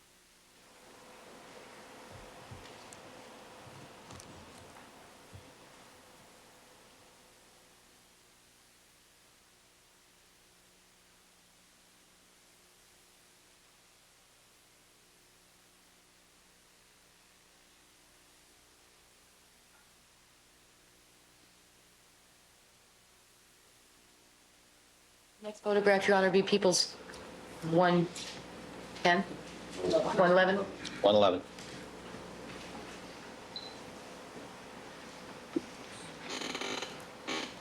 And I apologize for not showing you these photographs ahead of time so you could orient yourself, but do you recognize what's shown in People's 111?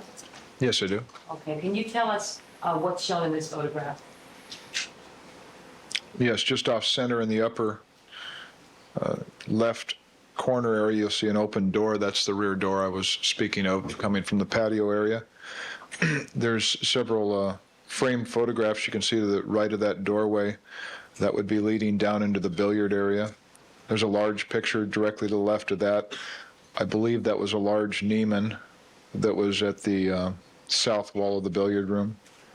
The bar area is where all the chairs are to the right corner of this, and if you walk directly past that bar area, going to the right of the picture, you'd be going down the hallway that would let you see the doorway that leads into the kitchen. Okay. If you would direct the light, I'm going to be shining on the screen now. Can you see the light? Yes. All right. Tell me where to go. Where's the bar area here? Straight up. Right there, there's the bar stools. There are bar stools that sit at a normal level of a chair, not a elevated bar stool. And is that the bar area that you brought Mr. Kalin into? Yes. Okay, and then over here, this is the door you were speaking of that you two entered through? Yes. And after you put him here seated him at the bar here, where did you go? Directly, use your pointer and go directly to the right. Past the other side of that wall that you're now touching would be the hallway that leads to the north side of the kitchen. And to the front door area? Yes.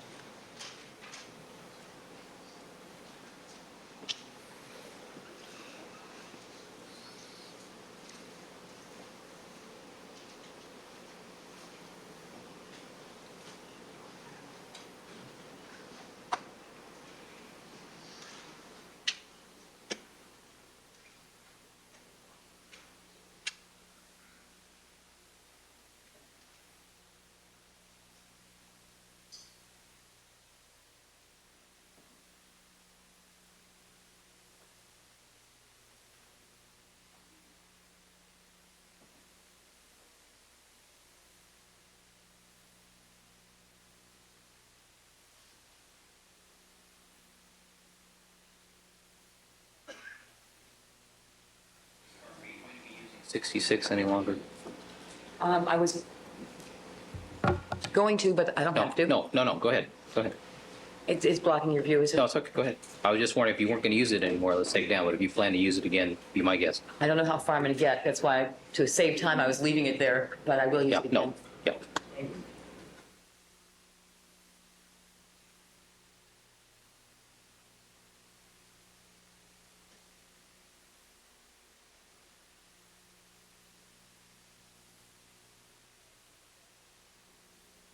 In order, Your Honor, People's 112. People's 112. Showing you People's 112, sir. Do you recognize what location that is? Yes, that's the interior of the front door that faces west. Did you exit through that door, sir, when you indicated to us earlier that you went down the hallway towards the front door? Yes, That's the one? yes, And at that point, you had seen that the other 3 detectives were in the kitchen. yes. Could you see what they were doing in there? I believe one detective was on the phone, that detective not being Van Adder. I believe Phillips was on the phone, but I can't be positive about that. Did you have any conversation with Detective Phillips or Detective Lang before leaving the front door? No, What was the... You spoke to Detective, you were with Detective Phillips, Lang, and Van Adder at the point that you first went to Mr. Kalin's room. I believe you testified earlier. Is that correct? yes, And was that the last time that you spoke to them or you were with them before you went out the front door? Did you have any further conversation with them before leaving Cato in the bar and going out the front door? yes, I made a comment to Detective Van Adder. And what was that comment, sir? I said, Phil, would you talk to this guy at the bar? And other than that, did you have any conversation with Detective Van Adder, Detective Lang, or Detective Phillips? No, not at that time. So after that remark to Detective Van Adder, you went out the front door? Yes. And for what purpose did you do that? I was trying to orient myself from where this, the south wall of Cato's bedroom could be located on the property.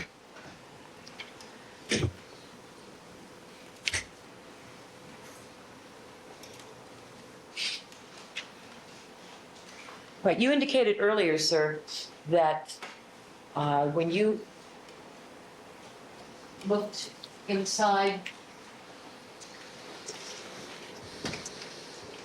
the rear cargo area of the Bronco, you described for us a shovel and a piece of plastic. Do you recall that, sir? Yes, ma'am?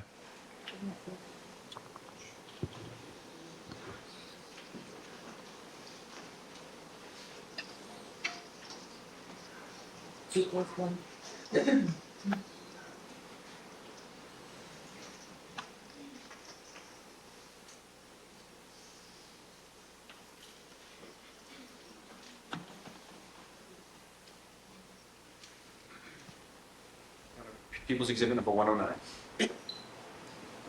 You recall that photograph you've earlier described for us, Yes, I do. and that shovel? Your Honor, I have here, running my life line, people's necks in order. And, people's one. 113. It's wrapped in a paper bag.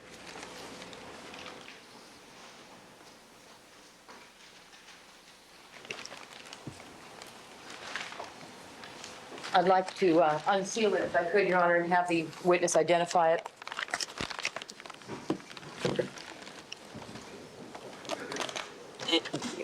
You want to do it or not? Go ahead. I'm just going to cut through. It appears to be currently sealed with tape with an analyzed evidence a marker on it, SID marker on it. I believe it's been examined.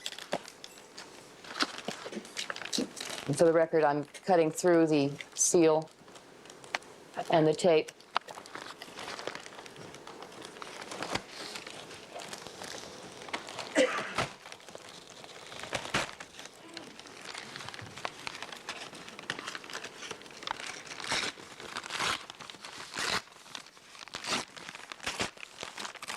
I think rather than take it completely out, I'm just going to tear this so that it can be seen.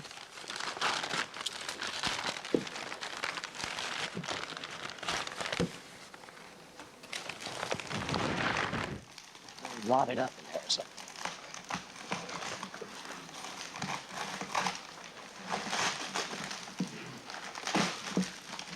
All right.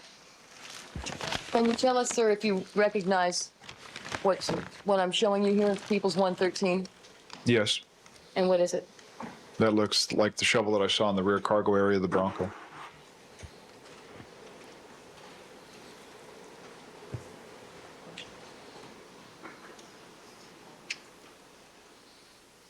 Hold it up so the jury can see it, sir. Get a look at it.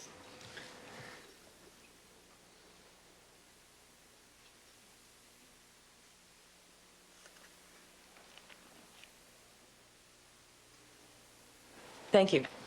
And now you also described a piece of plastic that you saw in the pocket on the passenger side of the cargo area. Yes, ma'am. In the photograph that's now on the screen, People's 109, you see a white object underneath the handle of the shovel, sir? Yes, I do. And what was that? I do not know. You recall seeing it there, though? I was looking from that side of the vehicle, so I might not have even seen that white object. It might have been out of my view. I have here a box that, All right, you want to Mark the box and contents 114. yes, Your Honor. All right.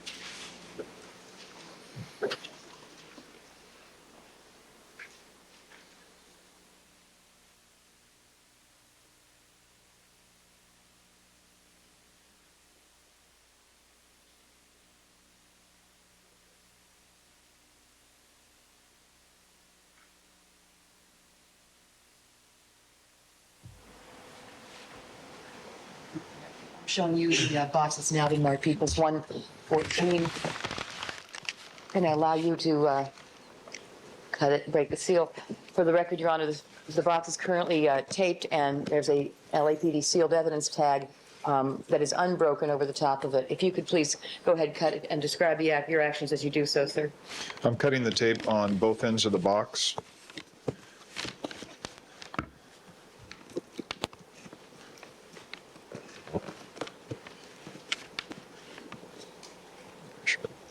I'm now cutting the center of the tape that's going over the analyzed evidence seal.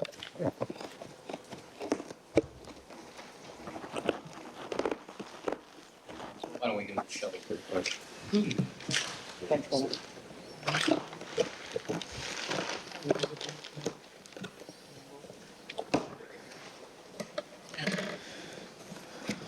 I'm opening the box, and there is a brown paper bag with an LA evidence seal, And is there a number on it?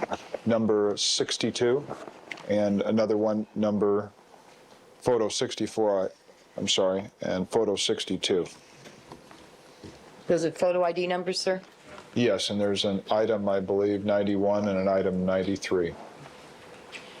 Now, you described to us some plastic that you saw, sir? Yes, Can you, this item that has the number, item number 93 on it, photo number 64 on it, is it currently sealed? yes, it is. LAPD sealed evidence.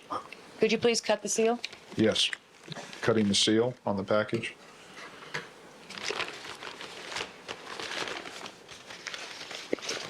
I'm opening the package and removing a folded piece of heavy gauge plastic.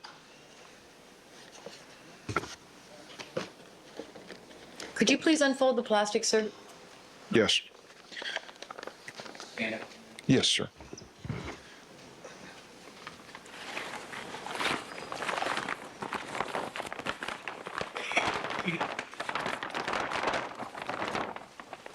It appears to be a bag that's approximately 3 foot by 4 or 5 feet. Is that the plastic that you recall seeing in the rear cargo area? Yes, it is.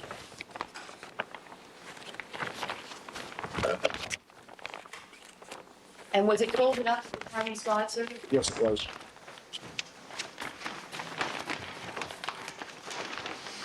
All right, for the record, the detective firm is now refolding the plastic placed on the box.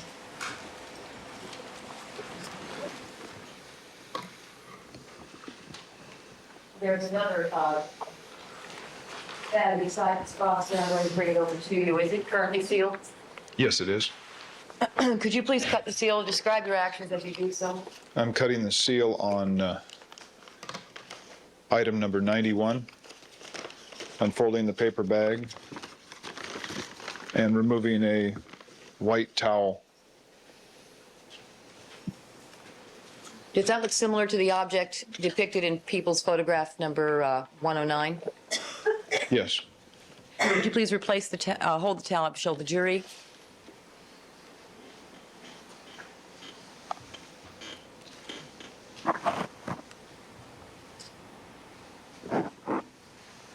Thank you. Put it back in the bag. Lastly, Your Honor, I have an item here I'd like to mark People's 115. All right, People's 115.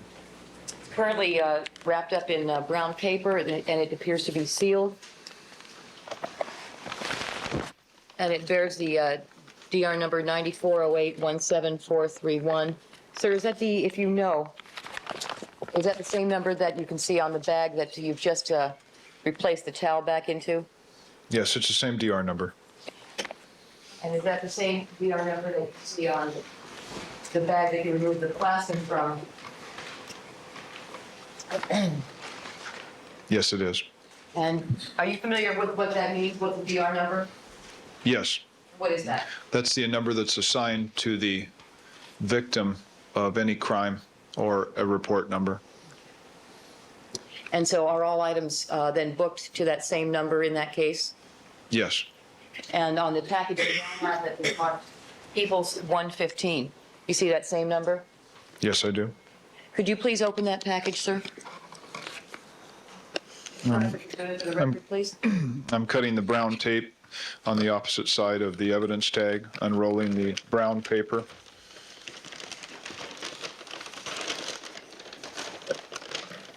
There is another white paper, also it has LAPD analyzed evidence seals on it with the DR 940817431.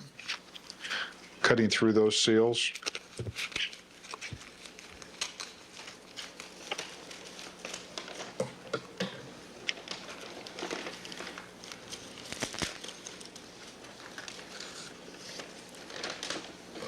And can you tell us, sir, if you recognize what you see here? Yes. What is it? That's the piece of wood that I found to the left of the right front tire of the Bronco that was lying on the parkway. People's Exhibit number 107. Can you look at your monitor, sir? Yes. Can you see the item that you've just unwrapped that we've marked as People's 115 in this photograph? I do. And where is it? It is directly to the left of the right front tire of the Bronco. And can you please hold it up for the jury and tell us if there's a difference in its appearance today than in the way you found it when you saw it on June the 13th. Yes, there's a piece of plastic over an exposed nail, and the white paint seems to be soiled with fingerprint powder. And the wood probably is just slightly less fresh appearing than it was the day I observed it. All right, ladies and gentlemen, I think we're going to conclude for the morning session. Please remember my admonition to you. Don't discuss the case amongst yourselves. Don't form any opinions about the case. Don't conduct any deliberations till the matter has been submitted to you for your decision. Also, do not allow anybody to communicate with you regarding the case. We will see you Monday morning, 9 a.m. All right? I'd like the attorneys to remain until after we have excused the jury. I'd like to talk to you about some discovery and other matters. All right, Detective Furman, you may step down. You're ordered to return Monday morning, 9 a.m.